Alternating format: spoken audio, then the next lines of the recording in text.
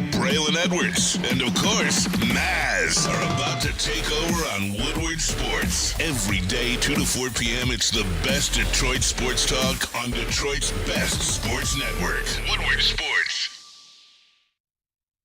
With Maz, you see the two helmets. You know Anson Wells is at the desk today. Anson Wells, how you doing? I'm fantastic. A little tired. Okay. Long Memorial Day weekend, but it's fantastic to be back here on Woodward at Woodward. Same, due to a lifting situation yesterday, I wasn't able to make the show, but I haven't been here since last Friday. I too had a great Memorial Day weekend. But before we get into that, Tom Mazaway, how you doing, brother? Hey, Bray. Good to be back, man. Good to have you here. It was a fun weekend, and we're ready for another one. See Silent Mike in the booth, Pete's in the booth as well. See Intern Joel and James learning right behind the man, P Spy back himself. Before we get into the weekends, though, Tigers are playing currently right now. They're up 6-0 on the Pittsburgh Pirates. And some quick thoughts, Maz, before we get into it. I'm listening to Dan Dickerson, the man himself, friend of the show, friend of yours for years upon years. And three things instantly hit. What order do you want him to go in? 1, 2, 3, here we go. Let's go. One, Javi Baez is still above. Every time I turn on. You heard him get caught at second? Yes. Okay. You know exactly what I was talking about. Every time I turn on the TV and the Tigers are playing, or I turn the radio on, I turn the dial up and listen to the Tigers, something happens with Javi Baez. It's a strikeout. It's a ground out that doesn't leave the infield. Maz, I'm listening to the play. I'm listening to it, and Dan called it perfectly. Said the ball beat the man by 3 feet. 3 feet? But he almost beat the tag. I heard the swim move. Yeah. He did something like a swim move. They had to go to review. He got him on the backhand. He got tagged on the hip. Anson, every time I turn it on, something's going on with the man Javi Baez. So that was one. Thing two, Pittsburgh Pirate Andrew McCutchen is still a part of the MLB. Hutch, baby. He is. He's older too. He only plays here and there, but he's there. He's the veteran leader. I loved Andrew McCutchen back in the day when he had the dreads and he was the MVP of the NL. He was cold back in the day. Stop. But how many years is this for him? I thought I heard it wrong. I said, maybe it's an Aaron McCutchen. Andrew McCutchen, Maz, how many years is it? Heck, I don't know, man. It's got to be 12 years at least. I'd say more. Maybe more. I think a little bit more. And then the third thing is Terry Scuba is for real. I was listening. He is truly for real. He still is an ace that is up. That will be up for the Cy Young as of now. Maz, he was 7 down after 3. I know. 7 strikeouts after 3. He struck out the first 3 to start the game. Yeah, he was 3 up. I think he was 6 down after 7 batters. He's about 74 pitches in. He's got 3 hits, no runs. He'll probably maybe go one more inning as they're up 7-0 right now.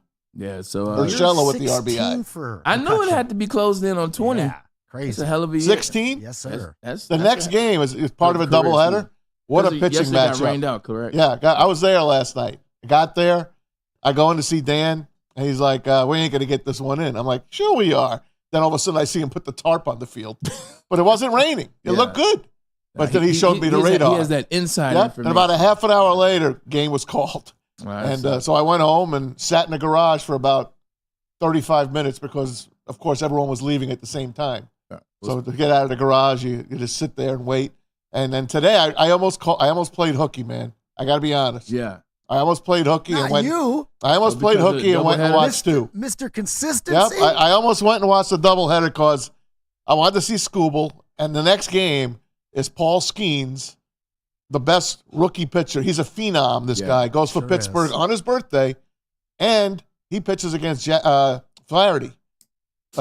Jack Flaherty goes against him. That's going to be a hell of a game, man. Game number 2. The movement on Skeens' pitches, the man is able to do horseshoes. He's amazing. It goes up, it goes over, and then it drops in lower than it came in. It's unbelievable what he does. He's amazing. Tom See Mazaway, if he if you played keeps it up. hooky, wouldn't have been mad at you all. I'd have been here, and Thanks, I would have been buddy. here to ask my guy. Of course, you know you're my guy. Speaking of movement, since you just brought the word up, Memorial Day weekend in Detroit, the largest festival as it relates to tech music, techno house, all that type of house brands, happened this weekend. Anson Wells, you were part of it. Did you have the fun you wanted? Not as much. I had my father's boo. birthday, and they may or may not have taken me out a lot longer than I expected Friday night. Okay. We had some rain situations, like they closed it early on Saturday night, or Sunday. And pretty much it was just fantastic as always. No issues. Everybody had a fantastic time. All of the neighboring bars and clubs had their stuff going. So another successful event for this great city of Detroit. Tom Mazaway, your weekend, how was it, man? What'd you end up doing?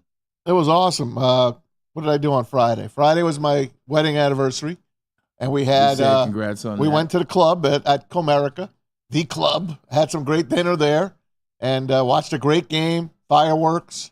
The next day, we just did like chores around the house and hung out. And my kid went to movement on Saturday. Had to take her down there, drop her and her friend off. Sunday, we chilled. Had the St. Clair Shores parade. I was on a float actually in the parade. What type of float? It was like a pool float. They had 2 pools. We were shooting water at everybody. It was really fun. Stan Yee put that together. Puts a great float together every year. And the St. Clair Shores Memorial Day parade's real fun. And then on Monday, we just chilled, man. It was a fun day just to relax and hang out, barbecue just a little, just the family. Okay. What about you? We're back. I want to know about you, Braylon. And we're back. Very similar to Maz. Family-oriented type weekend. Friday was dinner and a movie with my girl. Saturday, we didn't do anything Saturday. We kind of did some work around the house, if you will, some yard work. She's trying to build this patio, so kind of enjoyed watching. Keyword was watching. Sunday, we did barbecue at her parents' house. Family came over. We kicked it. We vibed. And Monday, slept all day. Now, Maz, So do you it was remember a very promise simple. Braylon made on Friday? What was that promise? He wasn't here Tuesday, so he should be fulfilling that promise today, and that was a plate of barbecue. Oh, sir. you're right. Oh, this is true. Son of a gun. This is true. We still have barbecue left, though, so I can bring some tomorrow. Hey. I will bring some tomorrow. Fun weekend, but this isn't sports, so let's get into sports. Last night, the Timberwolves fighting for their lives, down 3-0. They steal a game. They win the game. They finally get a win in the Western Conference Final. Timberwolves force Game 7 to the tune of 105-100. We can dive right into it. Is this one of the ones that the Mavericks gave away, or is this one the Timberwolves really went there with the attitude that they weren't going to get swept? Anson Wells go. I mean, they came in with that attitude that they were not going home, that the season was not over. They played far more aggressive in this game than I've seen them since the Denver series. Now, this is a team, they're real nice on the road. They are 6-1. Yeah. Right? They've had their struggles at home. That's amazing. If It you just really think about is. considering Anthony Edwards, a young veteran, Cat Williams. That was pretty funny. Karl Anthony Towns, big cat, not a proven guy in the playoffs. To be up 6-1 on the road speaks volumes to that team. Cat Williams got a hell of a post-up game. Yeah, he does. Yeah, he does. Fuck. But no, this is, again, it's a 6-1 road team. You don't see that in the playoffs unless you're sweeping teams and it's over. So now the role's reversed on them. They've had these situations in hand, and now they're behind. But at 3-1, even at 3-0 going in and winning last night, this is a team with the defense that they play and that aggressive side that they brought and showed last night. This is a team that can easily hold serve at home and then go back to Dallas down 3-2, and they're 6-1 on the road, so there's no reason they can't bring it home for Game 7.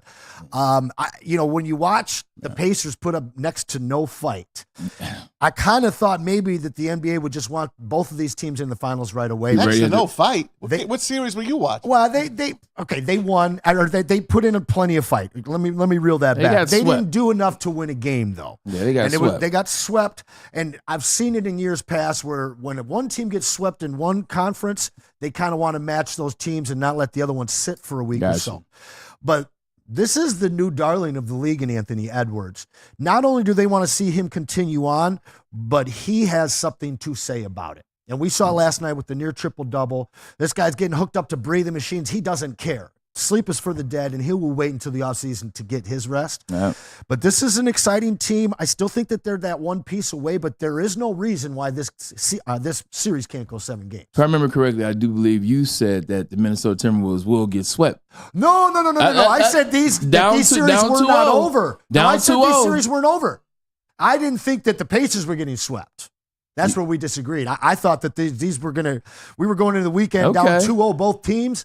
I thought we were going to see 6 and 7 games out of both series. But no, the Pacers, the NBA made it real easy on them in Game 3. They couldn't capitalize. Yeah, Anson's always on alert. I tried to catch him, ladies and gentlemen. He was up to the task. Tom Mazaway, Anson pointed out, almost a triple-double. He fell 1 assist shy of the triple-double, talking about Ant-Man. Do you think that Ant-Man has found himself or his rhythm in these playoffs, or was it just a one-off? I don't know, man. Like I said, this hasn't been his best series. Let's face it. He has not really showed out. I think he has been taken aback by watching Kyrie and Luka play together. Chasing Kyrie. Yeah, I mean, I think it's worn him out. Yeah. Last night, after the game, he stepped up and said, hey, man, I didn't want to get swept. Here it is. You were different before this game. You were loose. You said, it's not time to go home yet. What felt different about tonight? I mean, I ain't never been swept in my career. C. Hines texted me this morning and told me that even though I've been to the playoffs only 3 times, I've never been swept. So, I took it personal, man. I didn't want to go home. I didn't want to get swept. I definitely didn't want to get swept. Not on their home court, hearing the fans talk trash all day. So, I mean, I think we came out and we competed at a high level today. All right, so they're down 3-1 now. He did not get swept. I don't think being swept or winning one game, to me, it's the same crap. You got to go out there in Minnesota and play your best game. You're playing for survival now. You're the only show in town. The Celtics, let them wait around. Just take this series as long as you can. Let Boston wait around because they got to wait till next Thursday, June the 6th, before the NBA Finals start. It didn't matter if there were 2 sweeps. They put it June 6th. That's the start, and that's it. So, T-Wolves, let's see what you got, man. I believe they could win another game. I think the city of Philadelphia would disagree with you in terms of sweep or winning one game is the same because they still talk about that game 1 against the Lakers where Allen Iverson dropped 50 and then they lost 4 in a row. Anderson, I want to get back to a player with the Minnesota Timberwolves. Last night, Cat showed up. A little bit. 25 points. But when I'm watching the game, I'm still breaking it down. It's still not a guy that I can believe can help Anthony Edwards win this championship. Just a guy that made 4 threes. He was lived by the 3, died by the 3, got hot by the 3 ball. Outside of it, it just still doesn't look like he wants to be the reason this Timberwolves win. He makes mental errors. This is, in my opinion, a cerebral big man. But last time I checked, he's in year 8, correct? Is it 8 already? 8 or 9? Wow. Like that's a lot of years when you say mental breakdowns. Just point that out. Man. Yeah, well, and that's a great point. Yeah. The fouling out on the shot by Luka. There's just been times where with 3 minutes left to play, this guy puts some heady plays together, and then with 2 minutes left to play, he does something that just breaks the back of his team. He had 25 in 29 minutes. Oh, he was very good last night, and that's a huge reason why they won. It was 4 of 9 from 3-point range? But I want to go back to Anthony Edwards because this reminds me of 1989, of 1990 Michael learning. And what we're seeing each and every game in this series from the first round to the second to now is a maturation process where this guy isn't just growing up by the series. He's growing up by the game. And the adversity that he's facing against a really talented, fearsome twosome in Dallas and having to chase around the most skilled NBA player in history that 100%. We agree upon, it's taken his game to a place of needing to take that next jump, and he's doing it. He did it last night.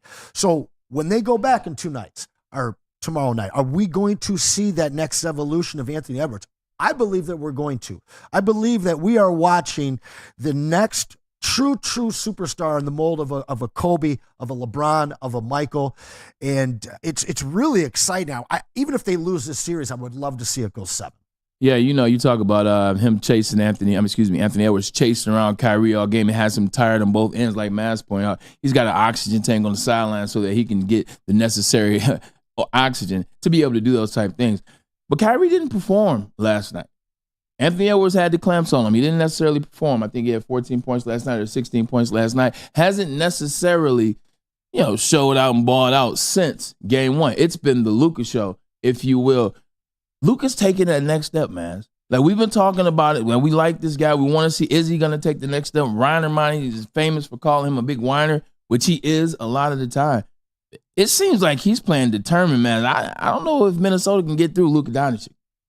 I'll tell you, Luka was amazing last night again. Another triple-double. Triple-double for him. That's 2 games in a row. And how about the 3-point shot he gets fouled on, goes to the free throw line, sinks the 3. What foul? And then he comes back, and he hits that wild shot from beyond the arc, and Anthony Edwards fouls him. Yeah. He sinks the 3. If he gets the free throw, they're only down 2. Yeah. And he missed it, and that was the game. Almost tore his jersey after that. Yep, that killed him. Yeah. That absolutely killed his team. They would have stole that game probably last night. Had that, but what did he? And I wrote you guys last night. What the hell is he thinking jumping into him? I didn't see the foul. Away from him. I didn't see the foul, to be honest with you. He jumped into him. It's a foul. I didn't really see it. I watched it a couple of times. I wasn't sure if he hit his arm or not, but Yeah, I mean, it was a boneheaded play. Like, why are you even near him? You're up 5. So when you're comparing him to Michael Jordan, be careful. That's all I'm saying. Michael made some mistakes back then too. Not but, like that. During that same presser at the end, or not the little interview at the end of the game, he had talked about how he had been kind of hiding out in the corner in previous games in this series, and how this time he just wanted the ball. And that was something that I watched in Michael Jordan's maturation. Losing to the Celtics and losing to the Pistons a few years in a row. There was a point in his career, in his playoff career, where he just decided that this has to be on him. And involving his teammates at certain times of the game aren't the way to get the W. Anthony Edwards in the end of this game he wasn't going to be refused. And I loved seeing that next step in his evolution. Yeah, 100%. You keep trying to compare him to Jordan. We keep trying to make him the face of the league. No way. Well, just more so in the period they're in right now. You look at 22-year-old Mike, you look at 22-year-old Anthony Edwards, and you're comparing that. You're not comparing them once you start winning championships. But the one thing that they do share, whether you agree with the comparison, is tenacity. They both had that tenacity, and they played with that same tenacity. Michael knew he was a cold-blooded killer. True. When he was in North Carolina. Yeah. When Dean Smith says, hey, give the ball to Michael and let him win the damn game for us against Georgetown. And that's the moment he's crowned. Yeah. Like, that's the moment Jordan is crowned. The fact that Dean trusted a freshman is unheard of in that era. 1982, you're not trusting a freshman to win the national championship. Dean did, and I think after that, everybody else did too. Yep. Zuki, that was a good point in the movie Air. And they're talking about the shoes, talking about why he actually went after Michael. He says, wait, they called that play for Dean. Dean called that play for Mike. And Big Game James was not happy. Yeah. Not James Worthy. That's right. Not Sam Perkins. Called that play for Mike. That's why they went after Mike with the shoe deal. Well, Worthy got the pass from Georgetown's Michael Jackson or Michael Thomas. I forgot who it was. Michael Thomas. Remember, Worthy got the ill-advised pass to ice the game. Mm-hmm. Oh, right, on the other side. Yeah. On the other side. I do remember that. So they gave the ball right to him. Speaking of basketball, Maz, a major loss yesterday to the basketball world and the NBA. Bill Walton. I know you guys probably talked about it, but I just instantly thought about you when I thought of you guys because I think you guys would probably have a great opinion on him. I mentioned his name Friday. I ran him. That keeps happening. I mentioned Bill Walton. We were talking Alaskan about assassin. You've been on it. I don't want to be on it if it means death, but Jesus. Yeah. But yeah, we that one hit me. Yeah, that one hit me bad. The Grateful Dead. You brought up the Grateful That's Dead. True. Yeah. 71 years young, man. How long had he been fighting? He's been fighting cancer for a while. I had no idea. Just put out the the most interesting man in the world. That was his 30 for 30. No wonder they did that four-parter on him. I was wondering. Maybe they knew something we didn't know. ESPN always knows about analysts and players. Some of the stories that he shared, I've caught when I was younger, just his parents' absolute dedication to driving him all over the country to make it to games, and then him fulfilling the same dream for his son, Luke. It's basketball royalty, the Walton family. Yeah, no, he's a great individual. I was actually just listening to a story earlier today. Many. John Paxson. John Paxson played with him in Portland when they won the championship in 77. Good job over that. My guy Anson Wells. He was talking about how obviously he and his wife split up. So his wife was in San Diego, and when Bill was in San Diego, he went and stayed with Bill for the summer so he could be close to the kids. And Bill let him stay there for the summer, opened up his house to him, let the kids come over whenever he wanted to, and brought Luke and his sons. Just stories like that will never stop. He just seems like the happiest man in the world, didn't he? Perfect fitting name unless he was a great actor and fooled us all. That was a guy that loved living life, and he lived it all, man. Yeah. He did it all. He was all over the world. Rest in peace to Bill Walton, two-time champion. Greatest college basketball player in history, bar none. Ooh. Bar none. Over to his predecessor? Yeah. Lou Alcindor, come on. Kareem won 4 chips at UCLA. He was MVP every year. Okay. That's tough, man. We'll give him 2. But they both coached by the same guy, both went to the same school, Wooden Disciples. And then also the infamous story of how the freshmen beat the senior team when Kareem was a freshman, and that team had just won the national championship. Right. And Kareem mopped them by 30 points. But you know what? At the end of the day, they both were coached by the same guy, John Wooden, who I had a chance to hear speak. Really? Lloyd had him come speak to us the first time we. That's awesome. 100%. You lucked out, man. Lloyd had him come speak to us before we played USC in the Rose Bowl my junior year. It didn't work, but I took a lot of his messages. Like we still went out there and got popped. You said what? You got one you remember from him? he was just talking about don't try to be a star. Like it hit me differently at the time, pause, because I'm like my junior year, I'm number 1. This is my first year, I'm All-American. And he was like, don't try to be a star, just try to be the player the team needs. And he started breaking down a story with Lou Alcindor, how he came in there from power and how he just came in trying to be dominant, came in trying to be the star. He said we didn't play him for a long time because he was trying to be the star and not work with the team. So just learning how to work with the team, the sum of the whole. That's right. Know what I'm saying? 100%. So, but John Wooden was that guy. He came up there and spoke to us. But that's a hell of a 1-2 punch. Yeah. What? Bill Walton and Lou. Not to mention the point guard who I always forget his name. But speaking of Bill Walton played for a team in the Boston Celtics. Austin Carr, good call. Speaking of Celtics, played with the Celtics. Speaking of the Celtics, they're resting now. Jason Tatum has come out. He said a lot of people taking shots at him and said all his haters. He said, what now? He's put on a hell of a series with the Celtics in its totality. But he didn't win the MVP. And he did not. And man, my biggest thing is, why is he worried about the haters? This is nothing new to me. Jason Tatum is now in his 3rd NBA Finals. We have no problem with you getting to the finals. We have no problem that you can get to the Eastern Conference Finals. Man, it's still the same story. Is can you win? Looking at the Celtics, how they eradicated the Pacers, do you think the Celtics are the favorite right now, regardless of who wins this? Yeah. Yes. You like the Celtics? I think the Celtics are the heavy favorite. They're home, and they're going to be rested. Maybe game 1 will be a one that the Western team could steal. But I believe Boston has got it laid out. We said it. Yeah. They have got it laid out for them. They are right now 12-2 in the playoffs. That's a hell of a run. It is. 1 loss to Miami and 1 loss, who was the second round? To this Cleveland. Cleveland. Good call. That was it. Oh, that's right. They were, 12.5 favorites and lost. Yeah. They're going to be hard to beat. They're just so deep, and they're so skilled at so many positions. And if Kristaps is healthy, that creates a massive problem for Minnesota, because now you've got Gobert who has to follow him around, and I don't know if there's anybody in Dallas that can defend him. Dallas is going to have their 2 clicking so well in order for them to put something up against Boston. But I'll tell you, rust is a real thing. If these guys have to sit for a long, long time. And that's what I was going to get ready to ask you. You brought up Kristaps. Well, Kristaps hasn't played in a very long time, so we know that he's going to be rusty. But, oh, by the way, the Celtics won't play again until June 6th. Like, how much do you think that rust will affect them and whoever comes out? That's the 06 Tigers.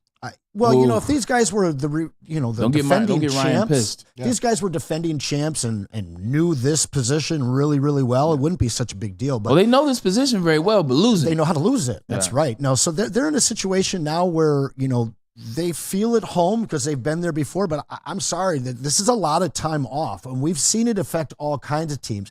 If they come out and dump that first game at home, it's not the same as the Lakers losing that first game to the 76ers, as you prefaced earlier.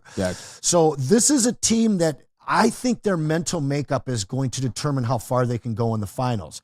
And a loss in game 1 could really shock them emotionally and set them up to lose this series. But if they can hold court game 1, it's going to be really tough series for anybody from the West. Nice matchup, though. Kyrie, if Dallas gets in, going against Boston. And that's the thing. Old squad. Porzingis going against his old squad as well. And this is true. I forgot about that. Who do you think's got more animosity and wants to beat each other worse? Boston towards Kyrie or Kyrie towards the whole city and team of Boston? Kyrie. 100%. Yeah. Love that storyline. Yeah. Love that. You got me thinking over here. Yeah. I'd say Boston. I would say city of Boston. So? I would say city of Boston, the front office, because they were promised the thing. And in their mind, Kyrie got there. He did not deliver on the thing. He did not know how to work with the young bucks who are now large and in charge, and he might see them. I think Boston feels like it got let down with the deal they made to get him in there. Yeah, but they're not playing against him. I was just going to say they're not on the court. 100%. They're not on the court. Yeah. 100%. You're talking about the players. The crowd they'll annihilate him, and you know what? It'll make him play even better. You and I talked the other night through text. This is a guy that if he can make it to the finals, where his image was in 2020, where Shaq's calling him a loser and things like that, to where he is right now, he's got a lot of people he's proving wrong right now.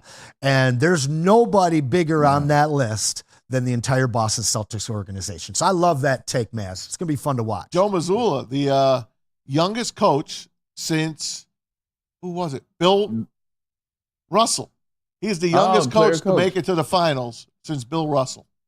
How about the whole Joe Mazzulla story? If we take a second and think back, sit back and think about it. He was just an assistant. We thought Ime Udoka was going to be the cure in Boston. We thought he was going to go on a lengthy run of championships, hold the East down, be this guy, a tremendous coach. Something happens in the front office. We know what it was. It was somebody slept with somebody's wife. It didn't necessarily go too well. He gets shipped out. NBA almost bans him. He's now in Houston. You bring in Joe Mazzulla, a practical nobody, very young, no one knew. After what happened last year, it's like, no, you can't trust this guy. This guy's not ready to get him out of here. Celtics doubled down on him. And now here's in the not the conference finals, the NBA finals. Joe Mazzulla, good job. Kind of a Spoelstra type of deal, maybe even an early Rick Carlisle in his career. This is one of those situations like bringing in Larry for the Pistons in 2004. You had a bunch of humble cats here in Detroit. Yeah. Boston's a little bigger. They've got a lot bigger profile. A lot of players. bread.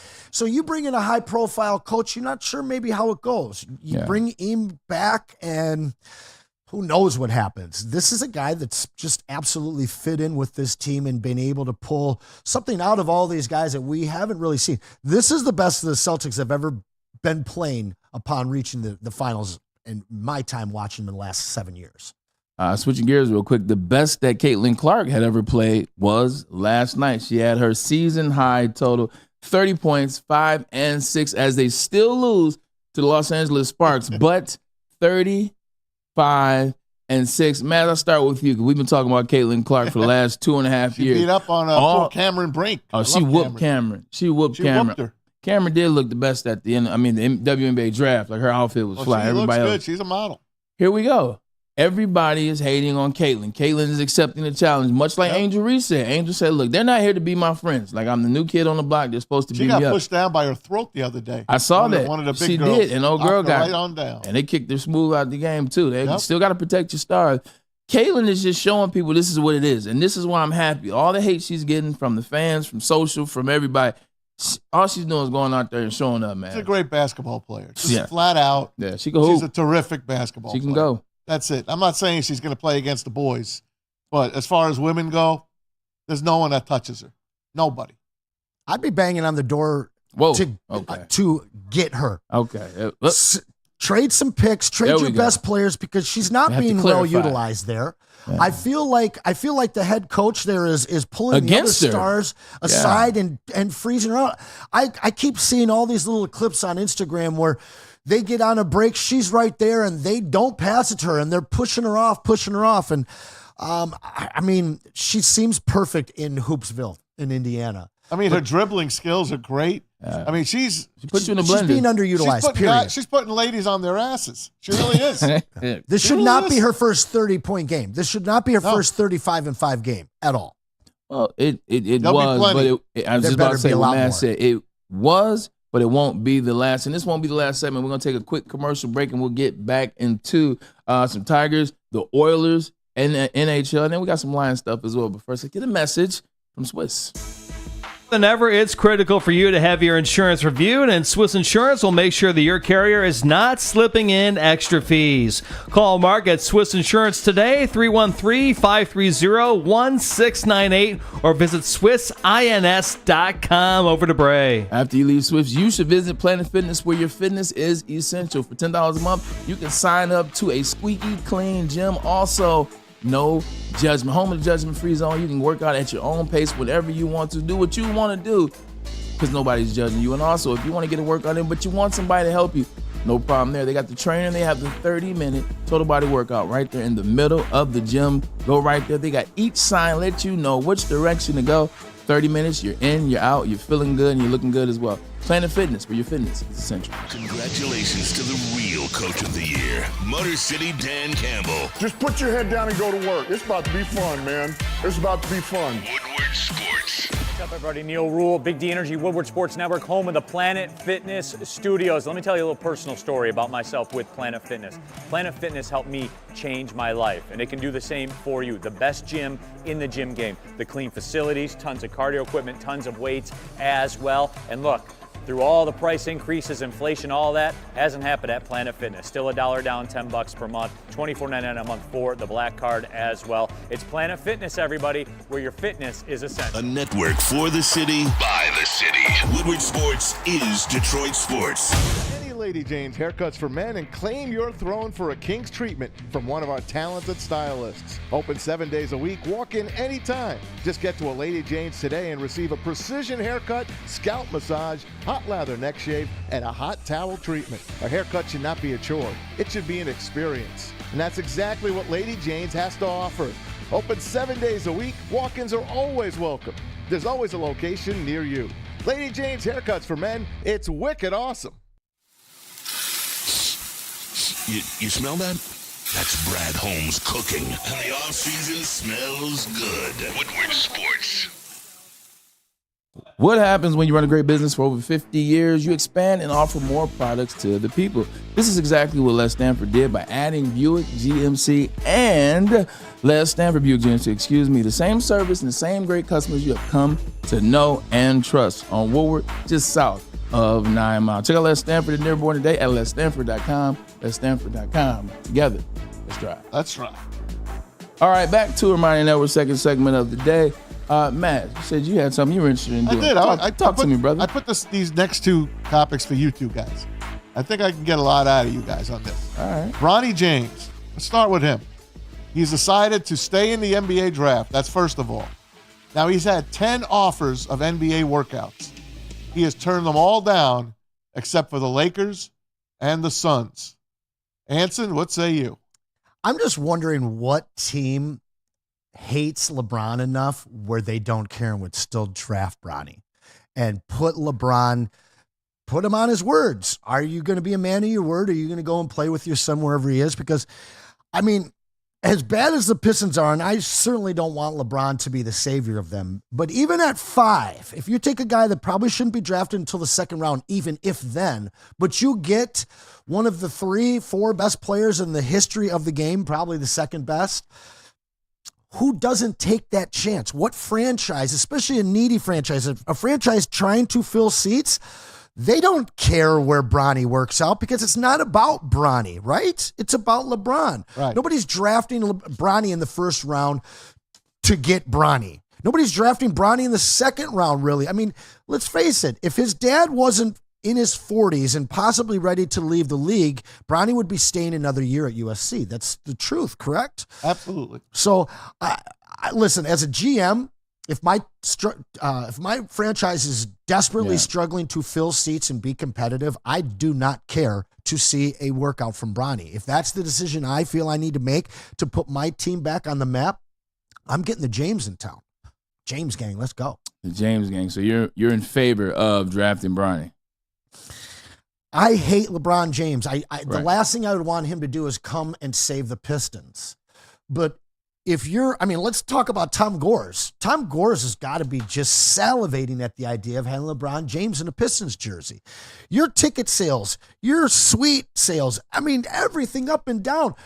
Who are we selling jerseys of right now? Cade Cunningham? So I'm not in favor of it, but there's absolutely maybe 10 teams at most that I would not be surprised if they passed on him. But there's 15 to 20 teams in this league that are in desperate need of the injection of energy and an interest that bringing the James to your town would bring. But he is saying, I'm not going to work out for these teams. I only want to work out for the Lakers and Suns. So that tells me, even though I had LeBron going to Cleveland Cleveland drafted his son. That was a great story. I still believe it could happen. Yeah. But if LeBron stays in LA, why not the Lakers take him in the second freaking round? Why not? What if he's not there? They'll make sure they get him. What if he goes 27? To who? Who knows? I don't even know who picks 27. But I'm just saying, let's say somebody's got a traded pick and they're a bottom 8 team struggling to fill seats. The other thing that I've been hearing, I'm surprised that they don't have him interviewing there, is the Spurs. I've read a lot of things that LeBron would love to play with Victor Wembanyama, and that would be an interesting situation. I don't know how well him and Pop would coexist, but there can I'm only sorry. be one coach there. Listen, if let's say the Pistons were picking at 25, are you really going to not consider this because he didn't come work out for you? I don't know. All right, here we go. You do. You know. This is my thoughts on in terms of, him canceling the other ones or not wanting to work out with the other one. It's all a smoke screen. The only ones that are on the table are Phoenix Suns. James Jones is the GM still, I believe. James Jones and LeBron played together when he was in Miami. Come on, fellas. Let's think about this. And then the Los Angeles Lakers. That's where he is. The Lakers have already said, we'll draft him. Like, LeBron will do whatever it needs to keep you here. So I think at this particular time, it's nobody else, but I think it's a smokescreen. I think there's something in the works. You talked about the Spurs angle. You talked about the Cleveland Cavs angle. There's got to be an angle in here because it's just too simple that there's only these two teams, both of them where there's some connection to LeBron James. I think it's a smokescreen. We all know in the NBA, they try to keep their cards close to where's he going? I mean, I like the Cleveland angle. And the Spurs angle is an interesting one because you know who has high regard for Pop, and that's LeBron. So I like that one as well. But wherever he goes, LeBron will be able to get people to join him to come join with Bronny. So if you're getting LeBron, you're going to get a little bit more than Bronny and LeBron. You're also going to get guys that still mess with LeBron, and he can call on speed dial, yo, come play. League-wide interest. Yeah. Now, let's look at the draft. We got the Lakers not picking until 56. They have no other picks in this draft. It's a long time to wait when you're getting more than just a young player. You're getting the GOAT, the current GOAT. I'm looking at New York at 24 and 25, your own Knicks, Mr. Maz. Now, to me, this is a team that, they've got the stage. This is a guy that's big in it. He's got his production company, LeBron. It's huge. He doesn't lose a step moving from the LA market to the New York market. And you got the Knicks back-to-back picks at 24, 25. They're a pretty complete team. They can take a swing at their best prospect on the board at 24 and then just bring the James gang to New York at 25. That, to me, is a real scary, realistic thing where even if they don't work out for them, if that card comes out and Bronny goes up under the Knicks, I don't think LeBron fights that. You like that, don't you? Well, you like that, don't you?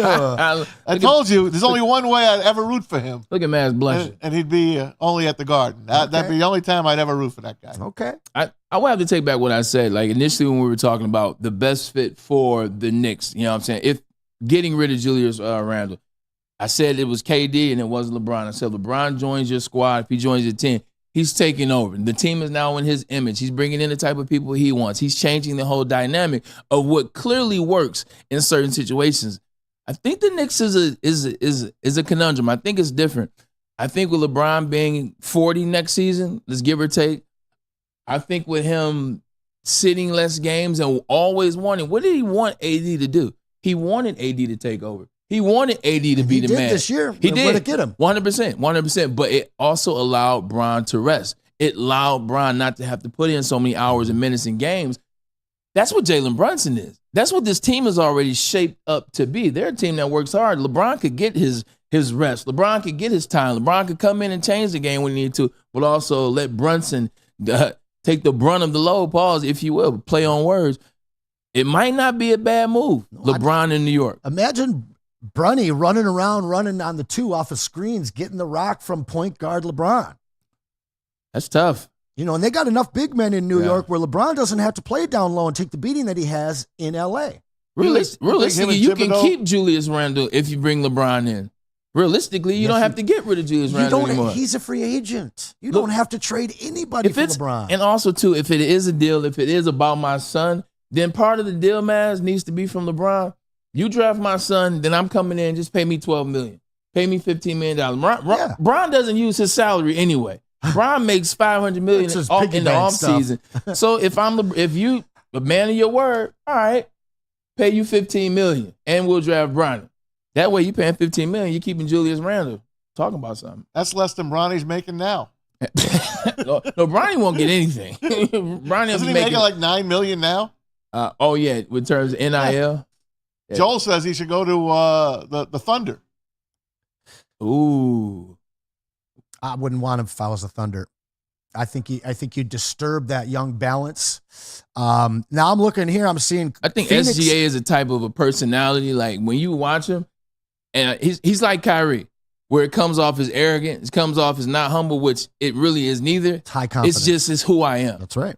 He has that type of confidence. He's a type A confidence and shown you. It's not like Kyrie, who was type A confidence but couldn't do anything because the Cavs sucked. He's already shown you who it was. I don't know if it will work there. LeBron's not going to be happy in Oklahoma. and those three, That's a good call. that just nucleus, they're super young. Personally, if I was a GM, I would not want LeBron to come in and disrupt that. The intriguing thing I'm seeing here is that 22, you got Phoenix on the board, 2 picks before the Knicks have both of theirs. If I'm LeBron and I'm basically my son's agent, which he is, I'm looking at this draft and there's no way he exists until 56 for the Lakers. If LeBron commits to playing with his son, there's no way he'd last till 56. So there's going to be the smoke screen that they put up, like you're talking about. Yeah. The NBA is going to start putting it back in rumors of where he'll be taken. And all these people that at home saying he shouldn't even be a second-round pick, don't sleep on him being an end-of-the-first-round pick. Yeah. Okay, and there's going to be a whole bunch of shuffling and positioning by the 2 teams that he says that they'll work out for, and a handful of other teams like the Knicks and some others that think that he would fit well with them or are in desperate need of a James Gang, rejuvenation to their franchise. Man, you know what bothers me about the whole people talking about what Bronny is? He's not a first round. Mm-hmm. He's not a second round. He shouldn't even be drafted. He's not this. He's not that. They're missing the point. The point isn't about Bronny James getting drafted based on his talent, based on where he should go in an NBA draft. It's about getting LeBron James. Bringing Tom Brady in town for 2 seasons. What don't people understand about that? It's getting LeBron to come to your franchise. If they trust him. I mean, it's still LeBron. LeBron he's not. If they trust that he'll be a man of his word. Oh, in terms of taking less on the dollar? Yeah. I mean, he makes a ton. Like, I can't see. What does he make right now? I think he's $47 million. Let's just say Milwaukee takes the kid. You think he's going to go play in Milwaukee? With Giannis? Why not? Maybe. I'm just throwing a city out there. Like how he about said, Detroit he ain't does going it? to OKC. But what if Detroit does it? I kind of like that from the fact that he would probably renege on what he had said he would do. And now all of a sudden, the whole NBA is like, well, you're not a man of your word. You said you'd go play with your son. You're going to leave him in Detroit to play by himself? Yeah. Kind of like that scenario. Yeah, he drafted me like, ooh, I don't know if I'm playing with y'all. Right. I didn't know you guys were going to draft him. I know it's close to home, but not that close. Yeah, I don't know about that. We'll see. The Rockets Go are on ahead. the clock They're as shopping well. something, right? The Rockets have the 3rd pick. They shouldn't have gotten a 3rd pick. Nope. But somehow they did.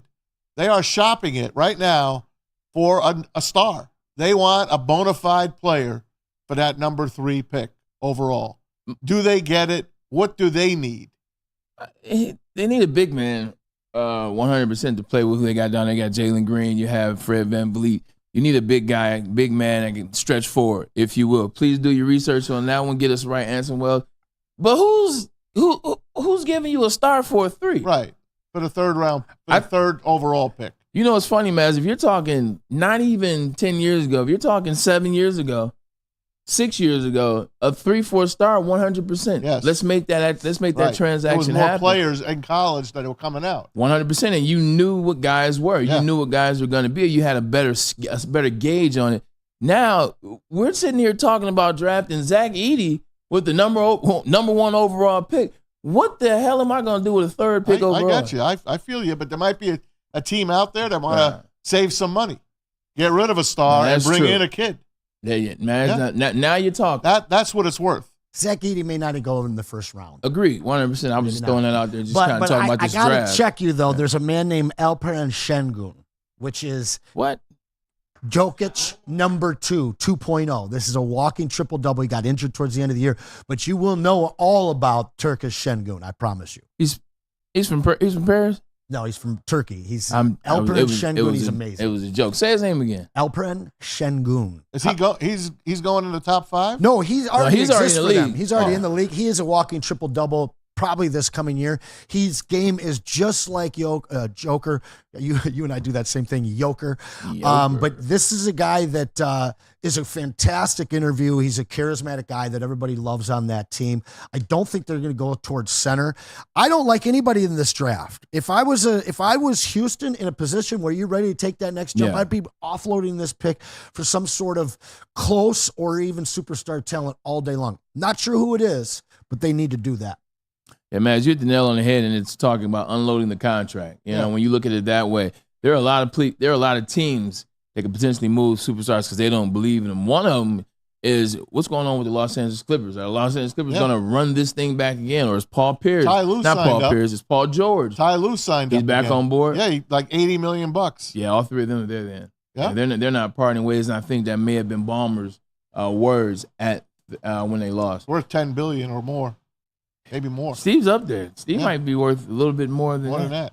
I heard somebody beat some charges Tom Mazaway. Oh yeah. Seems like Scotty Scheffler, who was arrested at the Valhalla Golf Club, the PGA Country Championship. Club, the PGA Championship 2 weeks ago. This is the footage from someone recorded this footage. This is Scotty right there entering the gates. That's looks like security guard, but it is, as we know now. He acted like a security. He acted like Paul Blart. He's got exactly Mall cop. Mall cop. He's got the yellow coat on, little jacket. He lost his job, by the way. As he should have. Yeah. As he should. They made a mockery out of this, and it could have been a lot worse than what happened. I mean, that was embarrassing, man. 100%. And That as was you see here, embarrassing. he said that he was drugged, this and that happened, and blah, blah, blah. You don't see any of that if you are watching the video. Pete, appreciate you finding that video, man. Good job by you. Man, my first thing to bring to you, Anson, is all the people that were outraged, just like, oh, he just did that because he's entitled. He's entitled. He's the number one golfer in the world. That doesn't give you an excuse to act like that. He's trying to get to work. Ladies and gentlemen, he's trying to go to Maz. Yeah. He hit the nail on it. He's trying to go to work. Yeah. And this is why we talked about it, and I still fought the PGA. I said the PGA should have had something in place so this wouldn't have happened. Like, there's no reason for that officer to act that way. But also, if you have an individual there, hey, I'm such and such with the PGA. Hey, Sky, this is what's going on. This is what we need you to do, blah, blah, blah. There's a system in play, but they didn't have that. Now you get chaos. Now one man's out of a job, and one man, like, his reputation took a hit. Yeah. It took a bit of a hit for no reason. This guy, first of all, these guys shouldn't be driving themselves. Golf carts. I mean, you've got, Yeah. it's not even that. You've got these host cars. You don't think Joel Smith, that's doing nothing that day, wants to go pick up Scotty Scheffler? They got all these volunteers at the golf outing. You ain't lying. All these guys that would love to hang out with a superstar. Get I'll pick autographs, up take a Scotty selfie. Scheffler. What are you kidding? Yeah. That, first of all, the rules should change going forward. These golfers should not be driving themselves. Personally, Yeah, I don't know a hell of a lot about the PGA. I do know I've been to plenty of the Buick Their Open and commissioner- the Rocket their and all of commissioner's that. an idiot. They're called courtesy cars. Yeah. People get picked up. Remember Tiger Woods, the accident he got in? No, remember allegedly. he almost fell he fell into the ditch. I didn't see anything. I didn't see anything. Get these guys out of the car. Hey, man, talking about Tiger Woods is blasphemy. I didn't see a thing. You know I'm a Tiger guy. I'm Ray Charles. Listen, truth and narrative are rarely the same, and it's very important these days to just wait on judgment because good it's call, Anson. very, very clear that the way this thing was spun, mainly by the police officer, is completely the opposite of what actually happened. This guy ran after the car, threw himself on front of the car, and the moment he did, Scotty stopped. Yeah. This is in a situation after a tragic death where the PGA opening for this day is thrown into a bunch of chaos. They're trying to work things on the fly, but I'm not trying to get into a whole police discussion here, but at the end of the day, there was a narrative created and pushed, and then a week later, we get the truth. So judgment in today's day and age, it's just levied so quickly. Just take a pause, people. Anson, I have to agree with you 100%. It's much like you guys rushed to judgment about Michigan and Connor Stallions. You just took a moment, you let it sit, you found out it was nothing, we won the national championship. You can't rush to judgment all the time. I mean, it wasn't. You can't it rush wasn't to judgment nothing. all the It was time. obviously something. It was just something Man, you that can't everybody rush to else judgment did. all the No time. rush. But No I rush. figured y'all in Ann Arbor would be smart enough not to get caught. This is true, man. Things happen. You know Hey, what?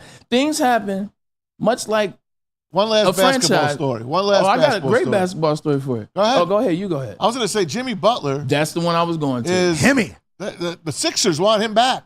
He Great. wants the max contract. He's a Philly says if we get you, we'll give you the max contract. okay. So But there are one- other teams that'll probably want him as well. he's not worth a max contract, but he's worth a lot of ducats, especially in the city of Philadelphia. This is the guy they dropped the ball on the first time around. I know you're chomping at the bit, so I'll let you spell it. They should have never let him go. He was the only guy Joel Embiid listened to, and he was the only guy that could bring that dog out of Joel Embiid. They let him go, and look what he's done since in Miami with a guy with not much talent like they had in Philly, and look what the Philadelphia 76ers have amounted to. Nothing, Anson Wells. And for all those reasons you just mentioned is why he actually is worth a max contract to the 76ers. Okay, I like that. I like that. And his game is probably just on the downturn of his peak. Yeah. There's guys that are going to get a max contract that aren't as good of players for him. I would love to see him say, okay, this is my chance to win a ring.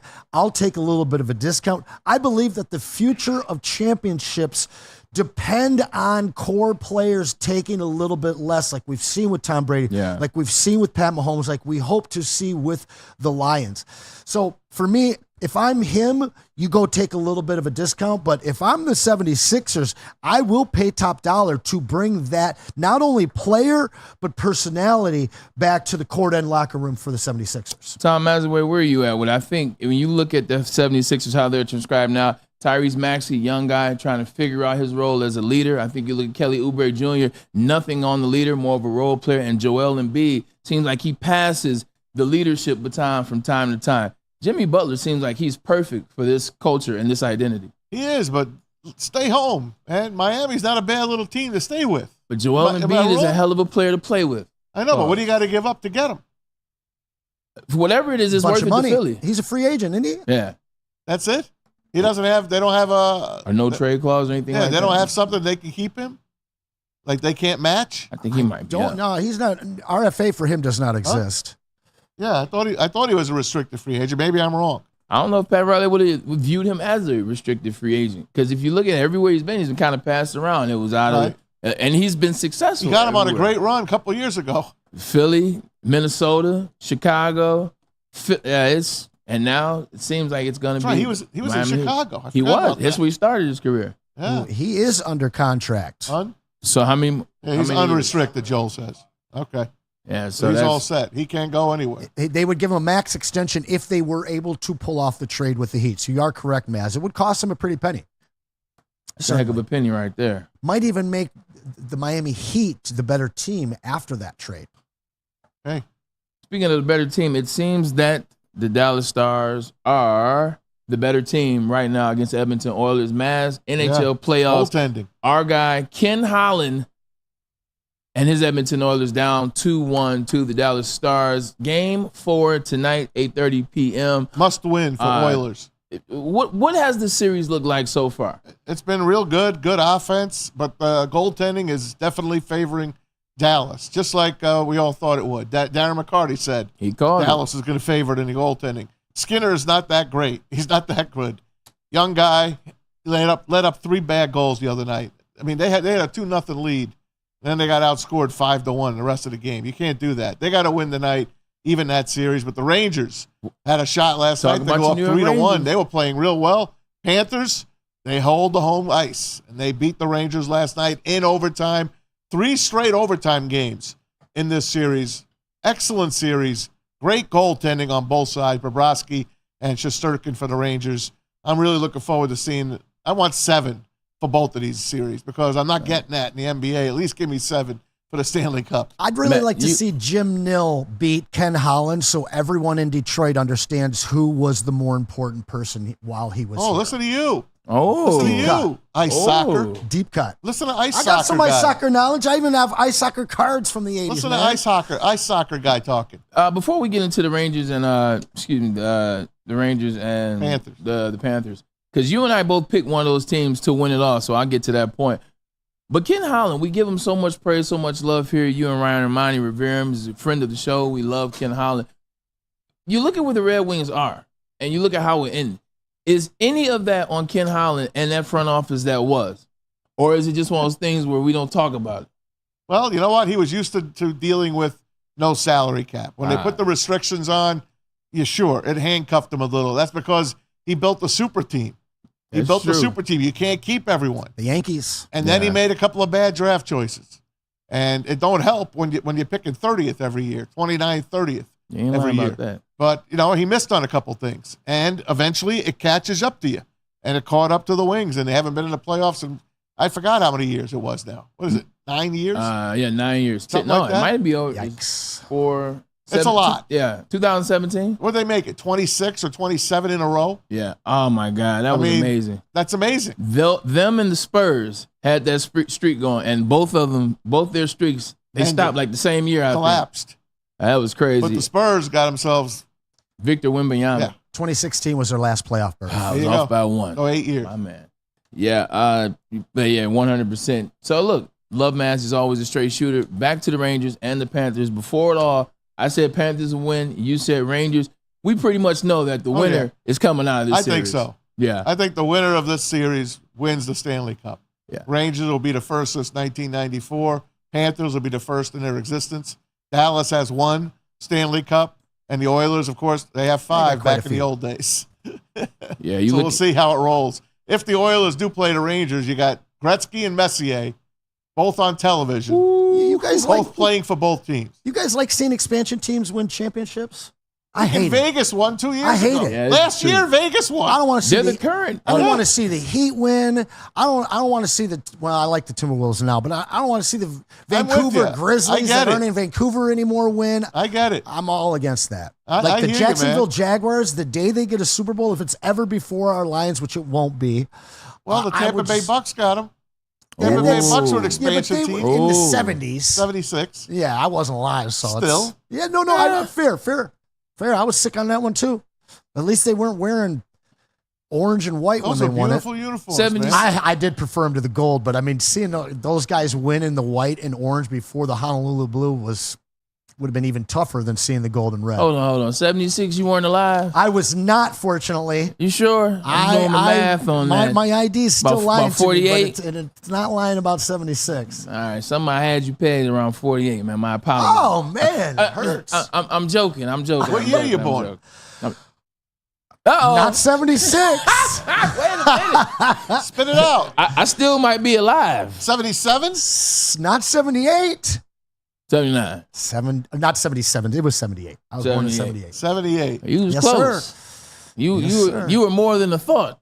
You I were think close. that was that Chet Lemon's rookie year? Or was that 77? Some Got me good on things that in one. coming in 78. We need to do a show with you and Maz just like going over dates, like back in the day. Chet Lemon, you know what I'm saying? Talk about Dave You got the DeBuscher. deep cuts too, bro. You know, I have a couple. Yes, hey, we you got do. a final at Comerica. 8-0. Tigers win it. 3 hits, 7 strikeouts for Tarek Skubal. He went 7 strong innings. What'd your boy Javi Baez do today? Javi Baez he scored a run. He got thrown out. He scored a run, though. Okay, He did. You guys gave me a thought for He got Friday. thrown right? out, though. We got the top 10 lists on Friday. Right. What about a top 10 list? How many times he been thrown out? We need a top 100 list. Sheesh. But the top He's 10 a great list base runner, too. of players that we wanted out of this city the worst. Ooh. Players While that you just playing here. wanted to get rid of. They all played for the Pistons. They all played for the Pistons. Good point. For the money. Easy now, Josh Smith. Ben Gordon, Charlie Villanueva, Austin there's Day, three. There's Darko. three. No, Austin Day was a draft Tracy pick. We didn't have to McGrady. give up anything for him. Darko, Tracy McGrady. Hey, Darko won a ring, bro. Iverson. Darko won a ring. The human Never In a, release underestimate in a that. leisure suit. If we draft Carmelo, we never win a ring. We would here we have go. drafted Bosch, which should have been the guy we got. Here But we go. any one of those guys that we get that actually The- plays, Rashid never gets here. The only pushback that I have to that argument, because I used to make the same argument. I said, if you draft Carmelo, you don't get the ring. It's not the same chemistry, blah, blah, blah. Then I got to thinking, because I saw Carmelo. He talked about this on a podcast. I want to say it was KG and Paul Pierce, smoke. like Area 51. No, it was like Area 51. Oh, okay. And he said, people say that they still wouldn't have won. He said, do you know I was just coming off winning a national championship? Like in college, to win a national championship, it's all a team game. He said, I'm coming out of a team atmosphere, a team environment. I would have got drafted to that team. He said, there were no vets on the team I got drafted to. He said, you're very impressionable, which I agree. I remember when I got drafted to the Cleveland Browns. It wasn't veteran leadership. It was a bunch of guys that played on the sorry team and just wanted to get in the season and out of the season and stay healthy. If he would have got to that team coming off winning the national championship as a freshman, mind you, I think that team could have molded him and they still could have won that year. Molded him to play defense? Yeah, you had to play defense in college. Molded him to play defense? Boeheim had him playing defense in college. Don't get it twisted. Would Larry Brown have given him more than 17, 18 minutes a game as a rookie? Not off the cuff. Okay, that was our window, and we won on defense. True. All right. I know that Carmelo thinks that, but I watched Carmelo cry in a rookie game at the Palace. You remember, Carmelo, I had the tissues and you kind of looked at me and wiped your eyes because you knew you were crying on national television. It's called sweat. That dude would have never lasted here. It's called sweat. We would have never gotten Rasheed, and we would have never won a ring. Still could have got Rasheed because Portland was about to get rid of him anyway. Listen, Darko was a failure. However, he won us a ring. Any one of those other guys would have had us in a great long window. I just don't think we would have ever ended up with Rasheed, which was the missing ingredient for an 0-4 championship. Okay. I like the thought. I like that. It was worth the conversation. I appreciate that as well. I appreciate you. Rasheed, a.k.a. Roscoe, definitely was the big difference. And now, look, we got to take another break because we are at the second hour of the show. First, let's send you over to my man, Pete, and get you some WSN merch. That's right, everybody. Head to shop.woodwardsports.com right now and load up on some of the greatest hoodies, tees, and hats that are guaranteed to turn heads in the sports world. How about the $775,000 NFL Detroit Draft Day t-shirt? And how about the quarter golf pullover as well? Head right now to shop.woodwardsports.com and load on up, Maz. Yes, sir. Over to you, my friend. To the best pet store around, family-owned and operated. You know who it is. It's Premier Pet Supply, premierpetsupply.com. As I was telling you, family-owned and operated for over 30 years. 13 Metro Detroit locations, over 60 brands of food at the lowest prices available, curbside delivery, and nutritionists on call if you need them. Give your pet the best. Don't settle for less. It's premierpetsupply.com. Thank you to the Detroit Lions and Sheila Ham for the best season in Lions history. Now it's time to let Brad Holmes cook. Woodward Sports. What's up, everybody? Neil Rule, Big D Energy, Woodward Sports Network, home of the Planet Fitness Studios. Let me tell you a little personal story about myself with Planet Fitness. Planet Fitness helped me change my life, and it can do the same for you. The best gym in the gym game. The clean facilities, tons of cardio equipment, tons of weights as well. And look, through all the price increases, inflation, all that, hasn't happened at Planet Fitness. Still $1 down, $10 per month, $24.99 a month for the Black Card as well. It's Planet Fitness, everybody, where your fitness is essential. A network for the city, by the city. Woodward Sports is Detroit Sports. Braylon Edwards here, Premier Pet Supply. Man, just looking around, who's got it better than pets?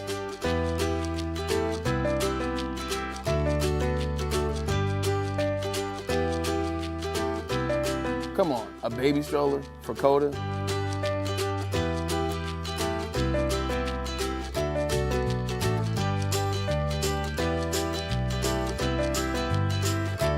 A chef for Lola, really?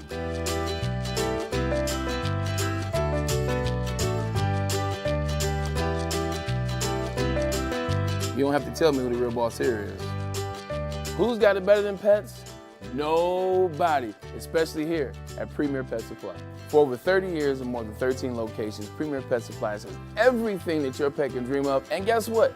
It's all under one roof. Premier Pet Supply, family owned, operated, and proud to call Metro Detroit home. Check out premierpetsupply.com or scan the QR code today. Who's got it better than pets? Nobody!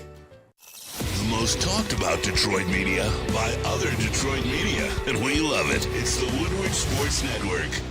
Come to any Lady Jane's Haircuts for Men and claim your throne for a king's treatment from one of our talented stylists. Open 7 days a week, walk in anytime. Just get to a Lady Jane's today and receive a precision haircut, scalp massage, hot lather neck shave, and a hot towel treatment. A haircut should not be a chore. It should be an experience. And that's exactly what Lady Jane's has to offer. Open 7 days a week, walk-ins are always welcome. There's always a location near you. Lady Jane's Haircuts for Men, it's wicked awesome. A ton of fun, a ton of sports, and a ton of man meat. Welcome to the Woodward Heavyweights, live daily 5 to 7 p.m. on Woodward Sports. Awesome is when a guy can be a guy and get an amazing haircut. That's Lady Jane's Haircuts for Men. Stop in, sit back, and relax, and let one of the Lady Jane's talented, keyword is talented there, talented stylists make you look and feel great. Walk in anytime, open 7 days a week, and remember, it is awesome. Hey, Maz, something funny happened. Man. Welcome back to Ermanni Edwards with Maz, my man Anson Wells filling in today. Paul's on this beautiful, beautiful Wednesday. Happy hump day, ladies and gentlemen. So I posted something on my story. This would have been last Friday, maybe Saturday. Some Michigan highlights and Jets highlights. But it was a video. Oh, yeah, I saw that. I liked it. Appreciate it. It's my guy, man. Much love. But I posted a video of me working out, and then some of the verbiage was, I said no pills. I said no shots or whatever. I said no Ozempic. Do you know I caught so much flack in my DMs because my page is public figure, public page, but caught so much flack. Why would you catch flack? Why would you shame people that take Ozempic just because everybody's not a star athlete like you? Ladies and gentlemen, I was not shaming anyone that takes Ozempic. I have family that takes Ozempic or things like it. I have people I know that take Ozempic or things like it. My only aim was to show you that I'm not one of them. I think nowadays people discredit people that work out at the gym. If you're in shape nowadays, Anson Wells, how many times do people ask you, are you on Ozempic? What are you on? What do you use?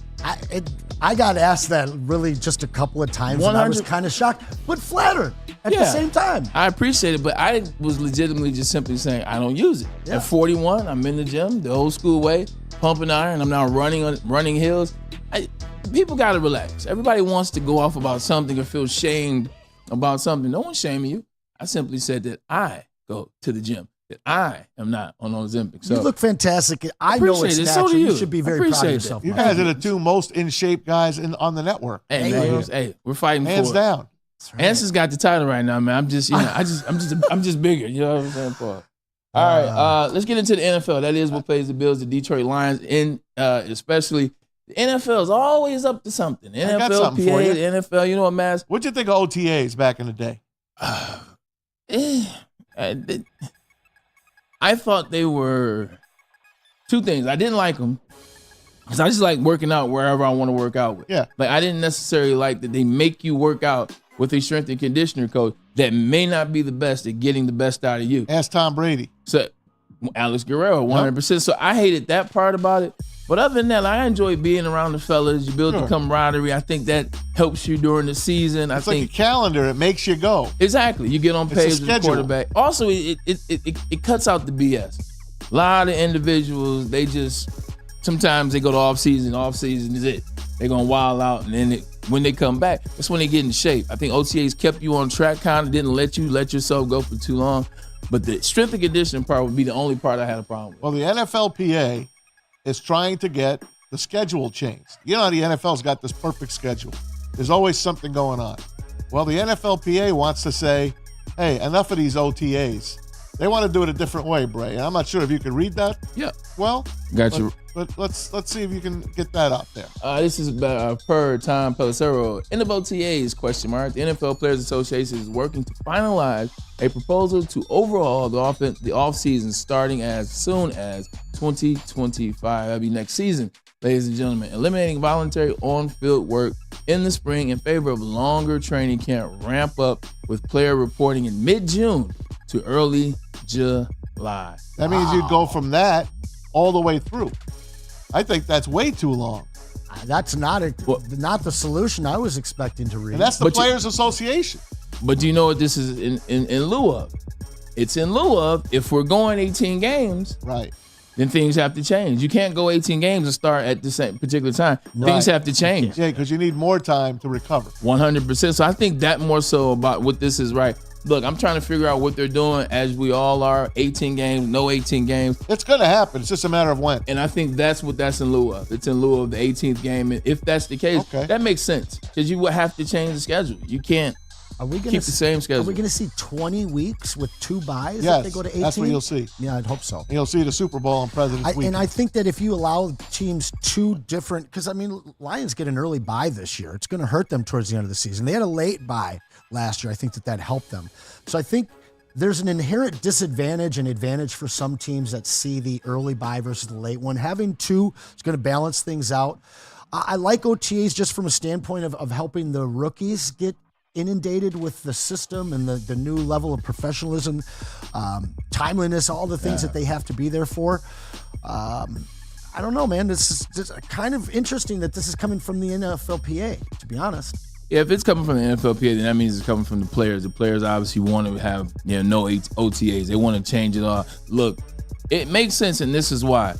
What happens in OTAs? Like, this happened, Maz, this is a fun topic. What happens to fans? What happens to analysts? What happens to people in media when you say a person wasn't at voluntary OTAs? True. We just had a whole conversation about, I don't trust that guy because he won't go to OTAs. We don't trust those players. When OTAs are just glorified, Jefferson. 100%, but they're glorified working out situations. You want the best out of your players, especially if you're going to give them this 18th game. You're going to make them gruel through 18 games. Allow them to work out where the heck they want to work out, get more of a sense of relax and chill before they really got to put this thing on and get the serious. But there are going to be some players that don't work out, and they're going to come back in bad shape. Maybe that's what the teams don't want to see. You know what? I disagree. And the reason I disagree is it's a different day and age. I think when I was playing, that makes me sound old. And I'm really not that old. But when I was playing a little further back, like the OTAs was to get guys in shape, but there was no Instagram. There was no social media. There was no seeing what other guys are doing. There was no media outlets. There was no, like if I'm a wide receiver, I can see what Tyreek Hill is doing every day.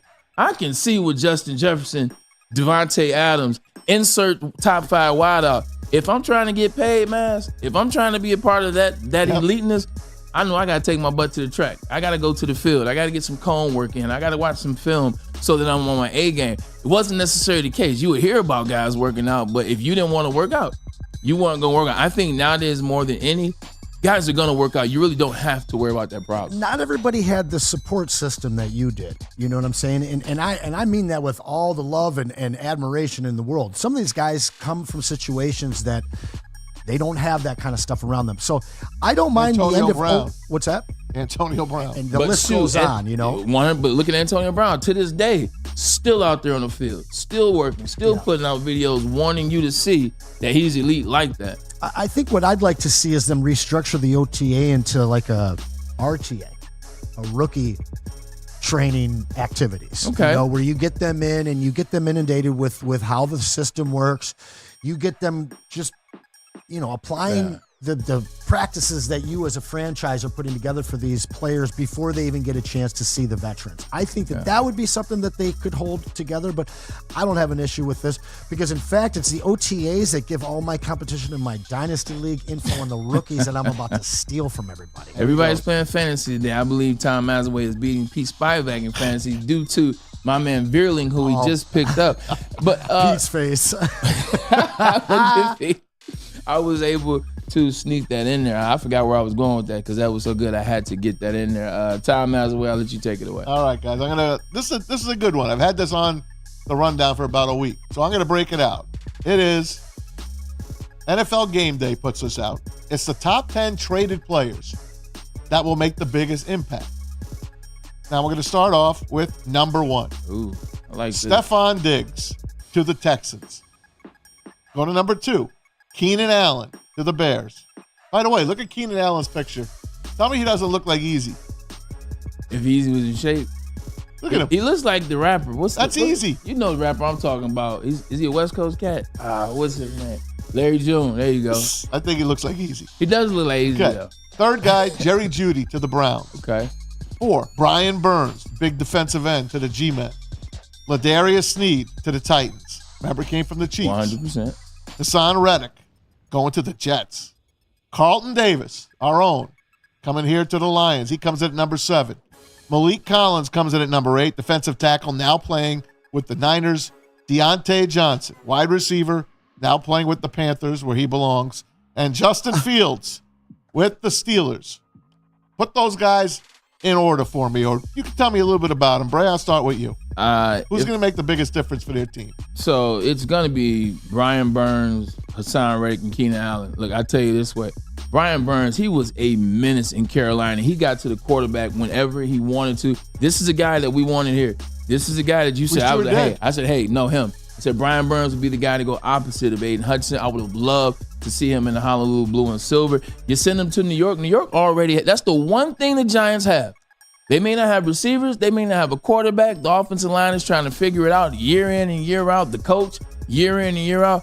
But that doggone defensive line, Kayvon Thibodeau, Lawrence, Dexter Lawrence on that, and now you add Brian Burns. he's going to immediately have an impact there. Sticking with the same position, Hassan Reddick on the opposite side, or interior line, Quinnen Williams. How about it? Quinnen Williams, and now you have C.J. Mosley when he's healthy. The defense was already good. Sauce Gardner, one of the best defensive backs in the league from right down the street, King High School. Shout out to my former high school as well.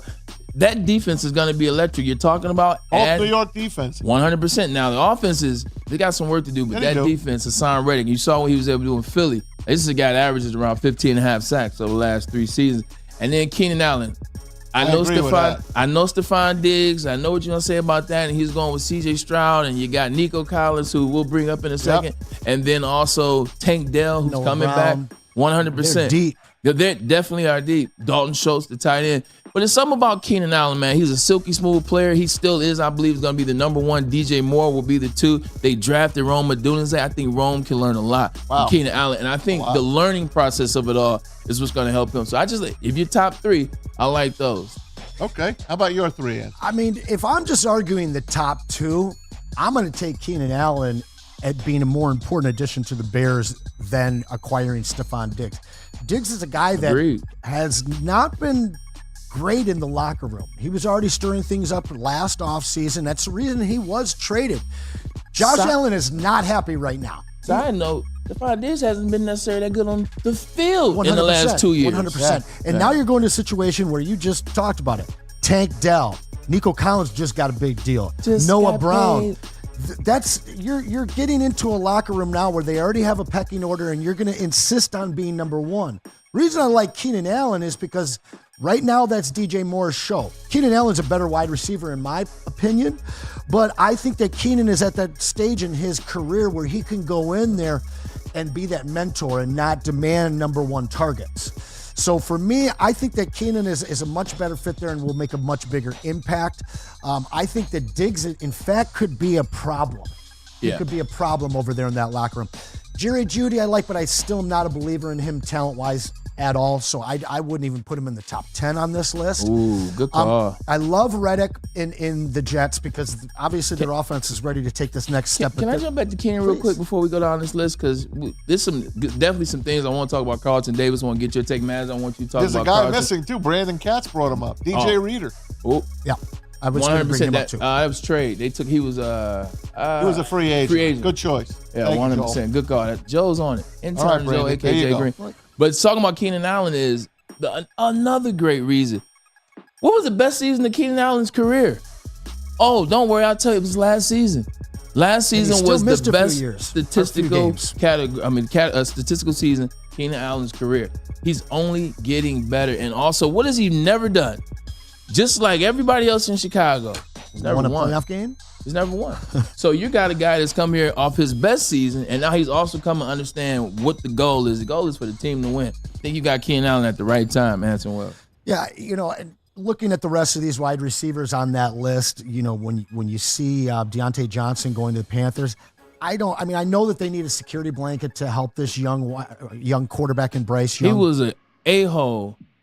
He was an absolute a-hole in Pittsburgh. He was part of the reason why George Pickens act that way. Yep. He's always going off on the quarterback. He's always going off on the coach. He's going off on the refs and everybody else. Plays. They got rid of Deontay Johnson. And now you're going to a young quarterback that needs him more than ever. And you already have Adam Thielen in that role. Yeah. Okay. You drafted Jonathan Mingo, who showed some things last year, and then you get one of the most underrated and best young wide receivers in the draft in Xavier Legette. I see that situation playing out exactly like bringing Diggs over to the Texans. Now, I want to point out the guys on this list that are filling into teams that actually have needs there. Talking about Carlton Davis, number 10. Carlton Davis and DJ Reader. These are guys that you're adding to a weakness on a playoff, on a conference finalist. I think that those two absolutely take the Lions defense to the next level and make such an impact on this team. And I'm sorry, but you're sleeping on Justin Fields. Anybody and everybody that doesn't think that man won't have the job by week 6. And if you don't think Mike Tomlin's going to get a whole lot out of that kid, people are sleeping on Justin Fields. Anson Wells is turning red, ladies and gentlemen. That means he really is vibing with the move from Justin Fields to Mike Tomlin. Matt, I want to ask you about Carlton Davis.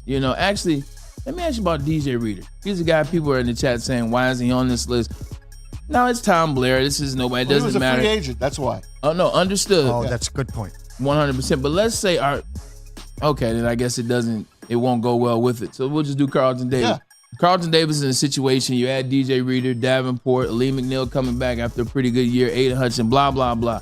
Carlton Davis, should he be higher up on this list from what you believe you saw out of last year's Tampa Bay Buccaneers? I think he can move up maybe one spot, maybe two spots. So he's pretty at much the most. slotted. Top 5 guy, and he's going to a great team. A lot of these players are going to so-so teams. Stephon Diggs, the exception. He's going to the Texans. Jerry Jeudy's going to the Browns. I guess Malik Collins to the Niners.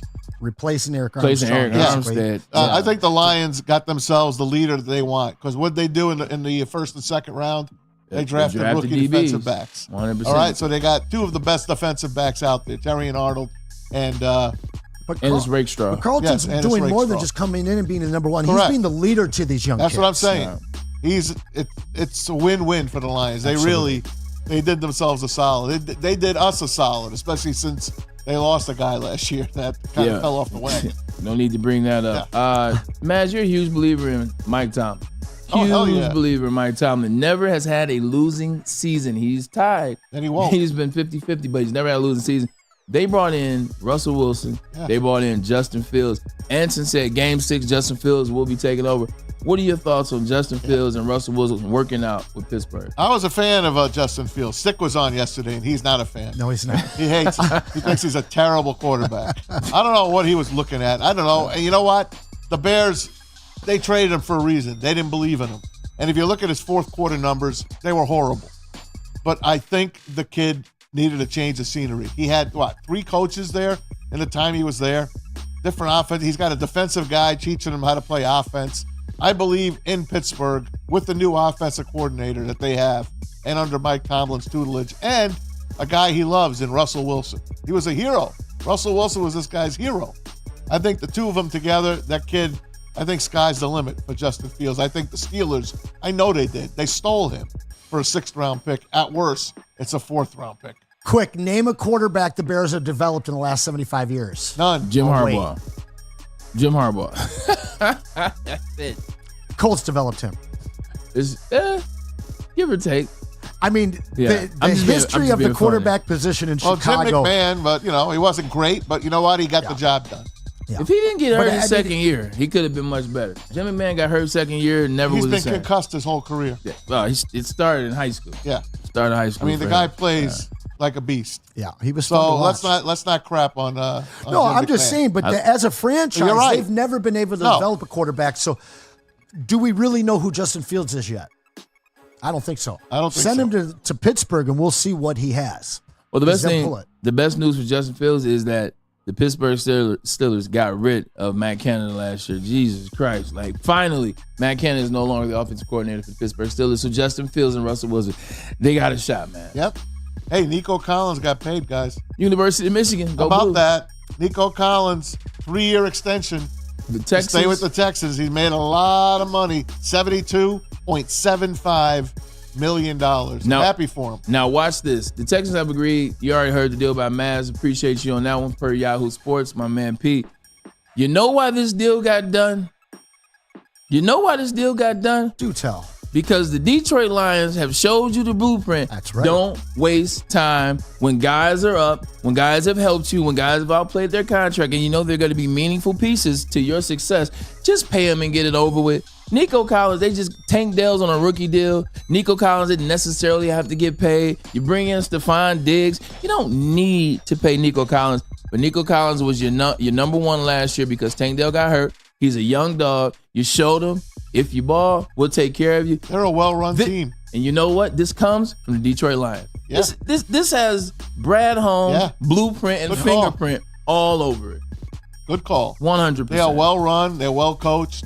They love DeMeco Ryans, and they're playing for him. Another former player coach. Yep, another player coach. Listen, man, they're for real. They're one of the top teams in the AFC, and this youth is the only thing that's holding them back. Yeah, two Utes. Great movie. Lions setting trends that aren't involved with losing. It's fantastic. Two-player coaches. And also, too, it's two-player coaches. Player coaches. The guys have played to understand, look, hey, look, man, we got to take care of this guy. This is a guy we need to take care of. It's about that time, I believe him. Player coaches, man, getting it done. Shout out to D'Amico Ryan. Hey, the Jets got a new running back. Ooh. Or is he a running tell. back? He could be a punt returner and kick returner. It's Tariq Cohen. That's right. From the Bears, the Jets signed him. Here's Robert Saleh. Tariq Cohen signing. I bet that you would be the one that asked. That's a good one. Tariq, explosive playmaker. He's starting to get back healthy. With the new kickoff rules and these kick returners, they're gonna touch the ball over 100 times a year, which is significant. And at least that's what we're anticipating. And a guy like him, he's still young, obviously coming off his injuries, but we're excited to have him aboard. He's a good, talented back. Yes, he's been hurt, but you know what? There's going to be a lot of teams drafting and picking players like this guy. He's a little guy because guess what? The kickoff is completely different, guys. We're going to see a different NFL game. The kickoffs in the end zone, those days are over, man. They're coming out. These kick returners are coming out and have a chance to run, to have big plays. I can't wait to see what the Lions do. Is it going to be Jamison Williams? Is it going to be the kid from Utah that they just drafted? But the Jets got this guy just to be a kickoff guy. Hey, look, I'm as a Jet alumni and Jet cheer fan. I love this move. When he was with Chicago, I love that backfield. It was Tariq Cohen. I believe it was Josh Howard. Josh Howard was a big guy, and then Cohen. I love Cohen. Quick, can turn. Remind me of Darren Sproles. Remind me a lot of Darren Sproles. This is a major move. And like you said, Maz, this is now going to be the wave of the future. They're going to be trying to find guys that specifically their purpose is for that kickoff return. Last played in 2020. We'll see if he makes the roster. Yeah, he got a one-year deal. I'm just saying they signed him to return kicks. I'm not even worried about Tariq Cohen. I'm telling you, players like this are getting signed because of the new kickoff. Mm-hmm. Hey, guys, it's like nothing you've seen before. Unless you've watched the XFL, you have never seen a kickoff like this. Yeah. I mean, the XFL kicker's by himself. To the NFL. The kicker's by himself on his own 35-yard line. The other team is down on the other side of the field. I mean, it's going to be odd watching this kickoff. It's going to be very odd. The only thing I don't like is that you have to declare whether you're doing an onside or not. So the surprise onsides get taken out. But onside's done. There was a 22% return rate in the NFL. That's boring. It's going to be up into the 60s. Yeah, let's see some hits. It's going to be up into the 60s. I like it, man. I'm excited. Hey, we got a super fan, Greg Allspaw, $4.99. Thanks, Greg. Appreciate that. Very excited to be on Woodward Sports here with us. I appreciate you guys, man. $4.99. Every time I hear it, I think about Amazon movie purchases. Jesus Christ, do they get you, man? That $3.99 adds up in a major way, man. Hey, here's something for you guys. Another kicker in trouble. Oh, here we it's go. Brandon McManus.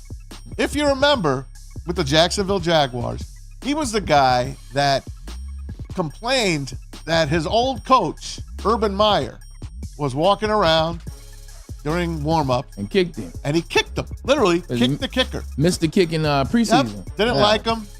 And he wound up losing his job, as we all know. And Urban's much better doing what he's doing now. But Brandon McManus supposedly is getting sued right now by a couple of flight attendants. And they are saying that he had sexual intentions towards them. When they were handing out drinks or dinner, he would stand up and he would get up behind them and do what he's doing, grind, whatever you want to call it.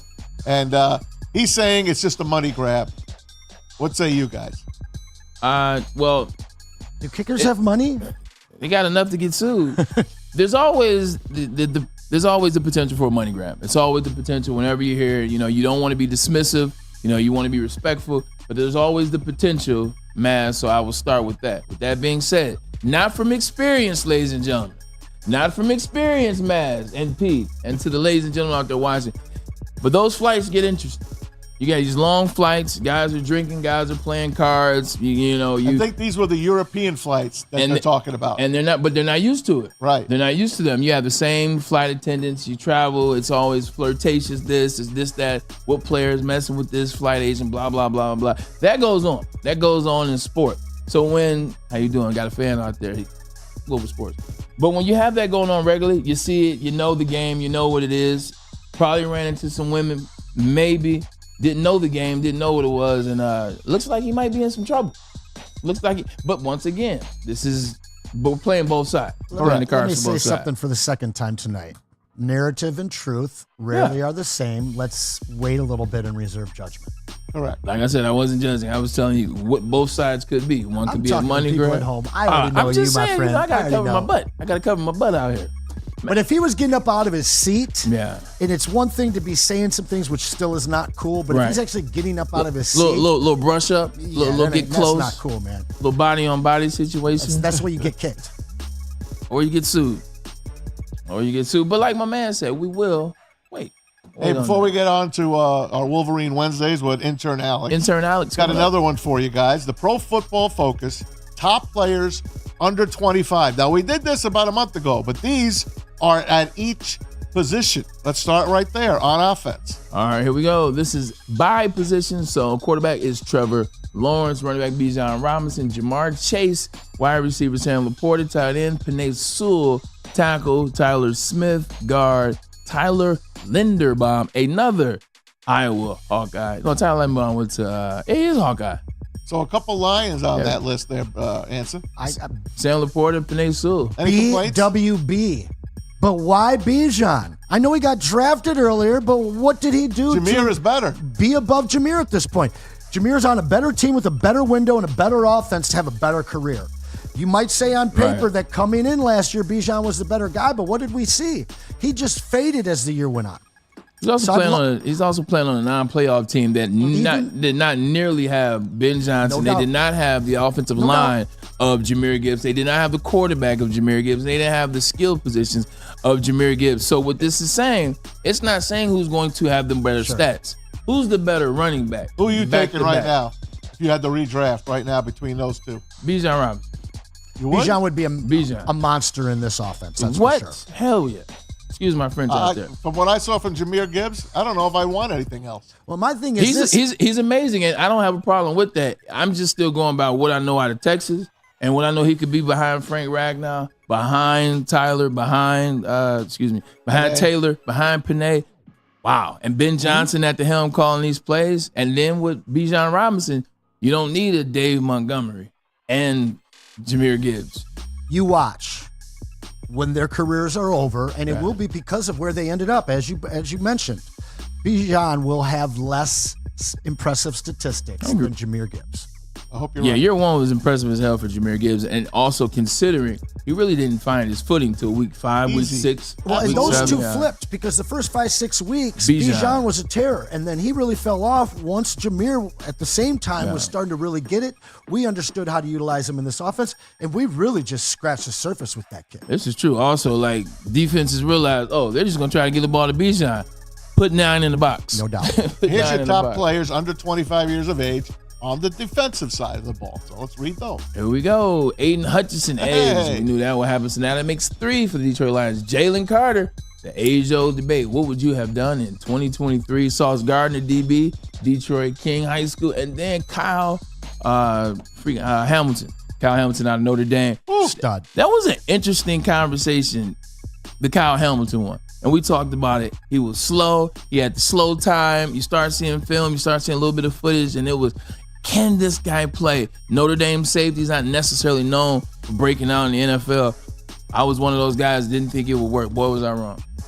Baltimore understands how do. to get the most out of their You ain't defensive lying. players. And even furthermore, they understand how to identify them at the college level.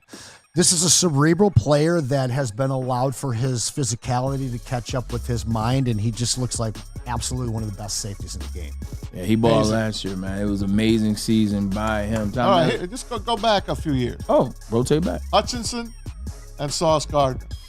They were both there for you to take. Ooh, that's a good one. They went 2-4. Who you taking? Who went 3? Oh, Stingley. Yep. Derek Stingley. Yeah. Who am I taking between Aiden and Sauce? Yeah, right now. You got your choice. As they played their first 2 years. You got to go with an edge rusher. Like, even though I think Sauce is a better player, at least through 2 seasons, better player, you got to take the edge rusher because the game is passing the football. You got to have a guy that can come off the edge, get to the quarterback, get you some sacks, and that's what Aiden has done. Now you've given him some more weapons. DBs, man, they can be locked down and be great, but unless you have a system in front, that's why on that impact sheet, the top 10 impact that we had, that's why I didn't choose L'Jarius Sneed, because you can be L'Jarius Sneed when you're playing behind Chris Jones, when you're playing behind, I can't think of the outside linebacker right now that they drafted a couple years ago.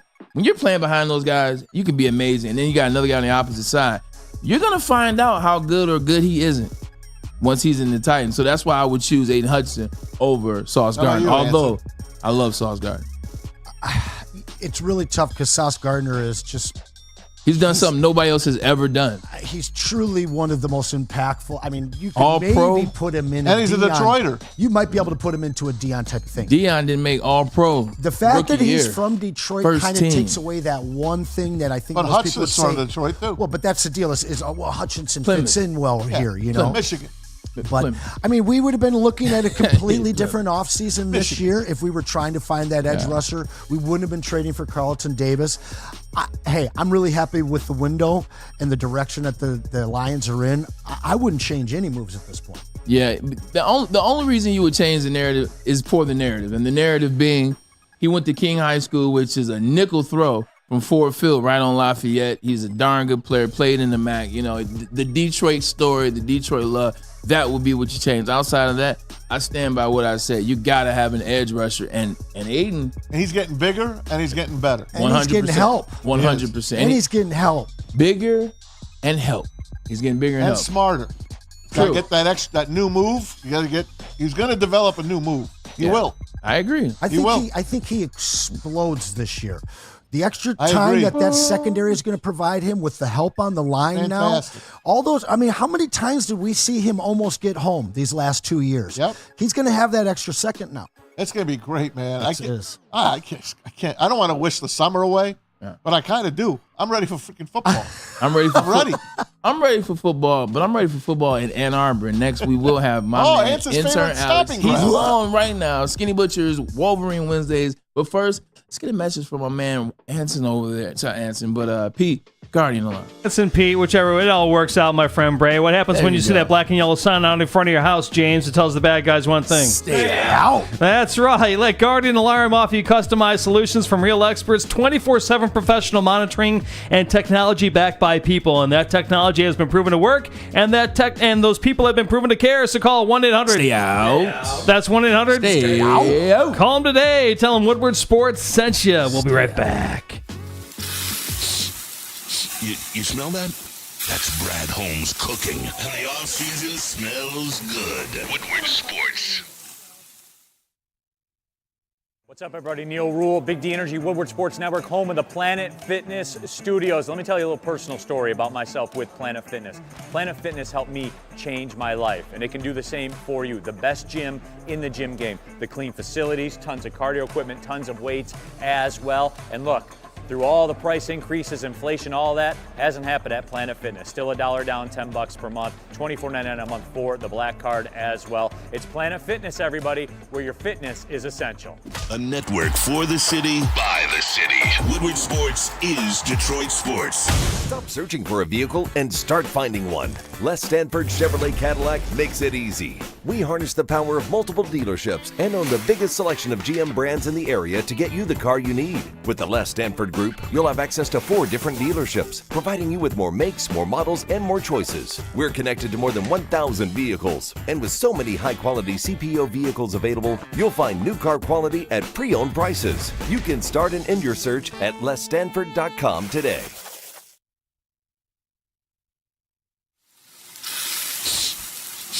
You smell that? That's Brad Holmes cooking. And the off-season smells good. Woodward Sports. It's better than crispy chicken and pizza. And watching your favorite team play. The answer is nothing. And also now it's Soroki's. Nashville Hot is back. That's right. And they came last week and the food was amazing. The biscuits. And also, you know it was the biscuits. You know it was those biscuits, but the flaming hot Nashville cheese pizza is amazing. Also, the sandwich, the chicken tenders, the fries. Nashville is hot and it's back. But you got to remember, it's for a limited time only. Now, if that's too spicy for you, we understand. because the crispy chicken is the original reason why Pierogies put this thing together. And also, the sides are fresh. The salad is too. Pierogi, that's where you need to be. All right. Can I bring up the biscuits just one more time? Anson Wells, go for it. They're fire. Make sure you guys try them. Pierogies biscuits are fire. What more do we need to say? And what more do we need to do than bring in intern Alex for Skinny Bitches Wolverine Wednesday? My man, Alex. What's up, buddy? Hey, Alex. How's it going? Beautiful day to talk about some Michigan football. I can't wait to talk Michigan football. Tom Mazaway, we are excited. We're ready. 2 Wolverines and a Spartan. Is that going to be okay for you, Alex? Because I got your back. I keep him at bay. I'm used to it. I grew up in a house with 2 Spartans, so I'm ready to deal with it. Sounds like a great household to me, my friend. There it is. Shout out to Michigan State. At the end of the day, my sister did graduate from them last year, so I got love for Michigan State sometime. Tom Mazaway, let's get it rocking and rolling. Talk about that team that is the national champion. All right, Alex, spit it out, man. What do you got for us this week? Fill us in on that quarterback spot again. We ask you every week. Give us the latest. Yeah, let's run through it because, not every game can be the Penn State game, unfortunately. So got to talk about the passing game a little bit. So I think it's just good to go through and really break down all 5, the quarterbacks on the Michigan roster and what they each and all bring to the table. So first off, got to talk about Orji. He, is kind of the presumed favorite, and for good reason. Last year in the weight room, which Michigan tracks all the data meticulously, he was the number 1 athlete on the team. But, he at times we haven't seen him really throw the ball a lot. And then the spring game, he seemed to struggle with accuracy a little bit. So that's something he really needs to clean up if he wants to win the starting job this fall. And then, he's got 4 other competitors right there with him. You got Davis Warren, who he looked good on occasion, but the game, it's kind of fast to him still. He missed a lot of high school football due to some very unfortunate circumstances, pandemic, battle with leukemia, and then also a torn ACL. One of his years, so he's not played a lot of football. And then we have some other guys kind of waiting in the wings, and Donegal, who has all the frame and arm talent that you'd want out of a college quarterback. However, he's never really been able to get out there and put it together. And then you also have guys like Jack Tuttle, who was has a lot of experience at Indiana compared to the rest of the Michigan quarterback room. But he was in the same recruiting class as Trevor Lawrence, Justin Fields, and Brock Purdy. So if he hasn't really been able to put it together, Jesus Christ, how old is he? You kind of wonder. This is going to be his 7th year of college football. Woo! So that's probably a Michigan record right there. We got he started at Utah, then transferred to Indiana. Yeah, I mean, Bo Nix only put in, 5 or 6 years. So yeah, 6. we got Bo Nix premium over here. So yeah, and then we got Jaden Davis, who is super talented, super hyped up young quarterback. However, you don't want to really throw a freshman into the fire when you're breaking this much of a new offense. So it'll be really interesting to see how it all unfolds this year. Let me ask you a quick question. Speaking of Ann Arbor, speaking of University of Michigan, I had a good one, man. He got me thinking about Bo Nix and his 7-year senior. I got one for him on the NFL side. All right, you go ahead and I'll figure out that Alex. question. Out of these 3 players, J.J. McCarthy to the Vikings, Blake Corum to the Rams, Roman Wilson to the Steelers. Of those 3 first-round picks, who will have the best season? I actually think that Wilson will have the best season of the 3 of them. That might be a kind of hot take, but I think being a rookie quarterback is so challenging. And then, with Blake, even though he's such a great player over here at Michigan and stuff, you wonder how much of his size and strength will really carry over the NFL level. And then Roman Wilson's walking over there in a situation in Pittsburgh where he's playing with a veteran quarterback, and he's likely going to be wide receiver 3, so he's not going to have as much defensive attention on him with Pickens and Johnson over there in Pittsburgh. So I think he's walking into a super favorable situation, and that's why I think he'll have the best rookie season. All right, fair enough. Yeah, no, I like it a lot. The only thing about Roman Wilson is, I fear for the quarterback situation. Because if you're talking about Justin Fields, you're talking about Russell Wilson, you got to get to the third receiver. And a lot of times that's going to be hard for 2 quarterbacks that seem to be struggling. But I do like the take, though, because if they can figure it out, Roman Wilson will be ready.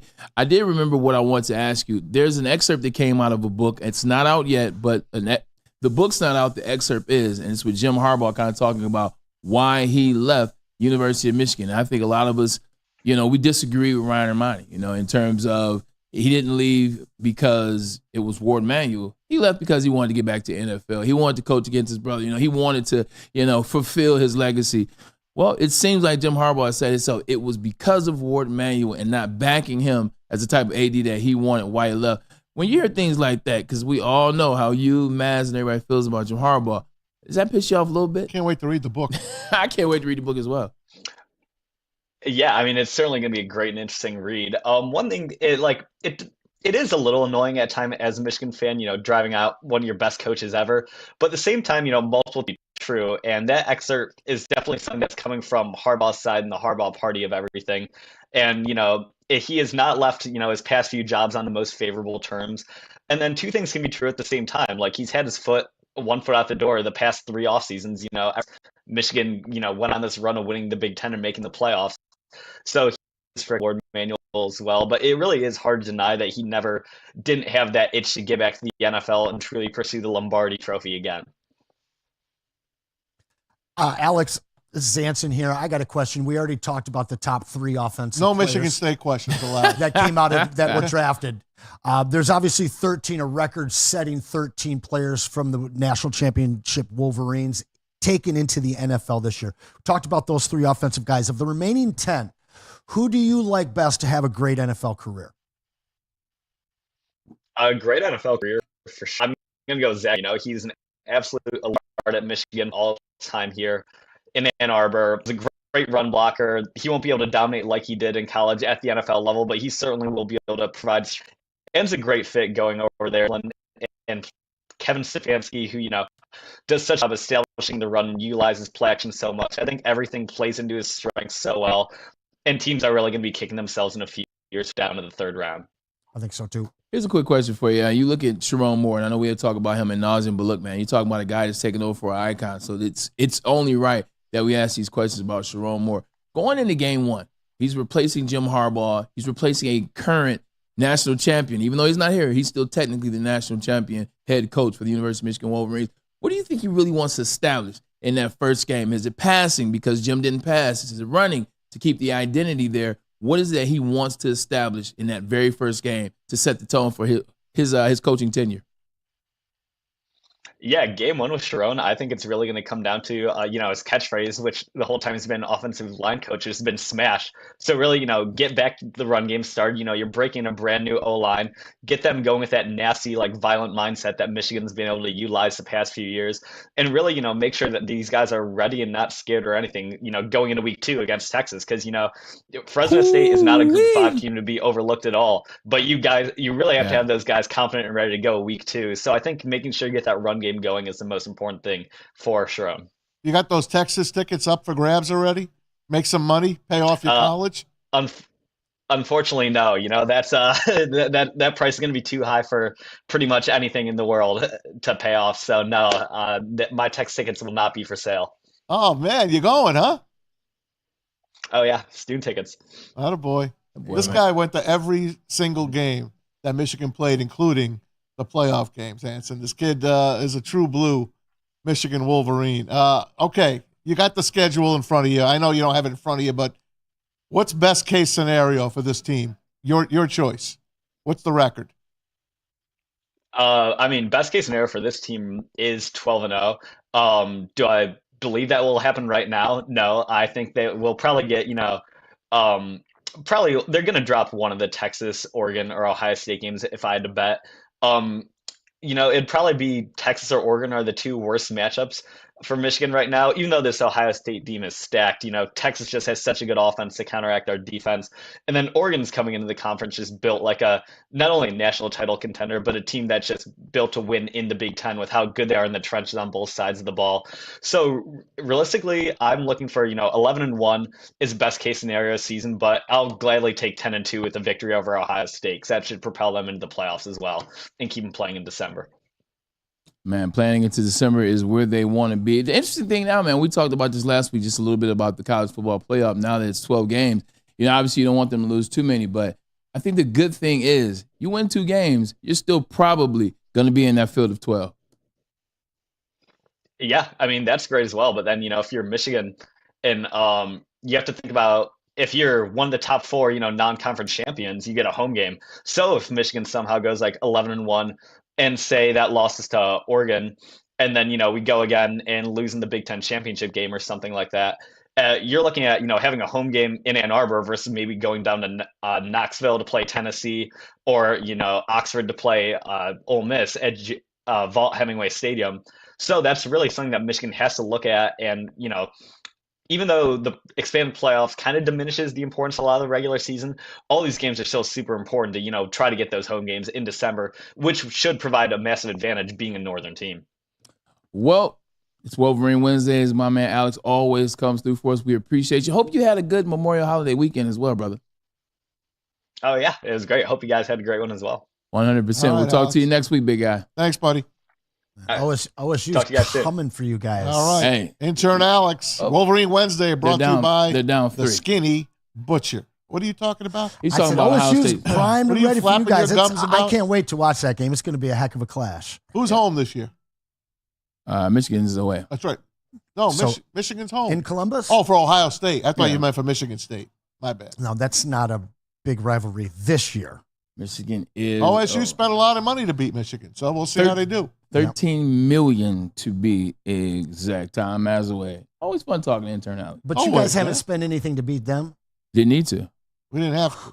Didn't need We to. didn't have to. How much did you guys spend to finish those 16 years of only one win off? Passion.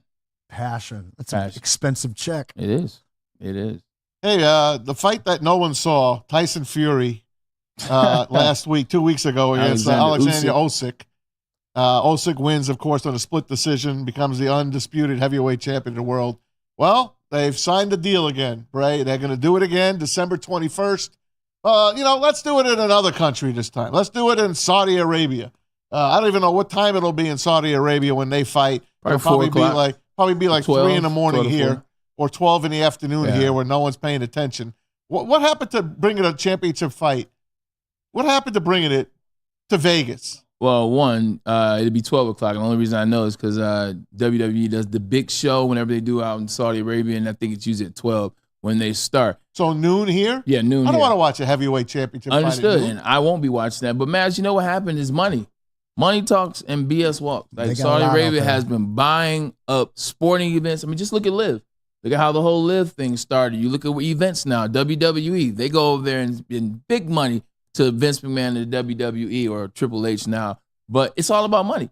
And you're looking at two guys. Vegas doesn't want this because Vegas doesn't necessarily need this because who's really watching Tyson Fury and Usyk when you got UFC You can kicking? make it big, man. You can't fake it. I can't. I don't understand why they've let boxing dissipate into what it's become. You're looking at a guy that grew up watching the greatest fights, and I know I wasn't born into the 30s and 40s where really it was amazing back then, but into the 70s, 60s, 70s, 80s, into the 90s, the fights were just amazing. And now I don't even know when they're on. But the UFC's been around for 30 years, so what you grew up with is different from what these kids are growing up with. And they're growing up wanting to train for mixed martial arts and not boxing. Boxing is just one of many disciplines that they add to their overall game. I love boxing. I grew up on it. My dad threw parties, always, whether it was Hitman Hearns, Michael Moore from Detroit as well. Hey, the lefty from Pennsylvania. That's right. 100%. All of these guys, all of these great champions in the 80s and 90s that we saw. UFC is a more complete sport. It appeals to more people. It's not for me. It may not be for you, but and I'm a sports junkie. Sure. I just don't do it for me. I don't get it. I don't get why you want to see someone get kicked in the face. I don't get it. But you don't want to. But what's the difference between them getting punched in the face? Because you can defend yourself. You can't defend a kick. You're getting punched, kicked. I think there's headbutt. It's elbow. such a deeper sport, I UFC. know. There's so many more things that can happen. It's inevitable that this one takes over boxing. I know it is, and Easy. Well, they are. Easy's been on it since the first day I met the guy. I mean, and he loves it. And you know what? I can't complain. I can't say anything. It's taken over. He's got a serious ground and pound game that Easy. I ain't watching it. I'm not watching. I'm not interested. UFC is already taking over for boxing, so we don't need to talk about it in that space. Look, I understand both sides. UFC is giving you a show week in and week out, and also they're creating it where people aren't ducking each other. So you're pretty much, with the exception of a few here and there, you're getting the fights you want to see all the time, and you're getting the rematches that you deserve. In boxing now, It's so many promoters. It's so many different belts. It's so many different weight classes. A fight can't take place until my promoter agrees with his promoter. So now we can get this, and that takes 5 years, 6 years. By the time that happens, you get random losses.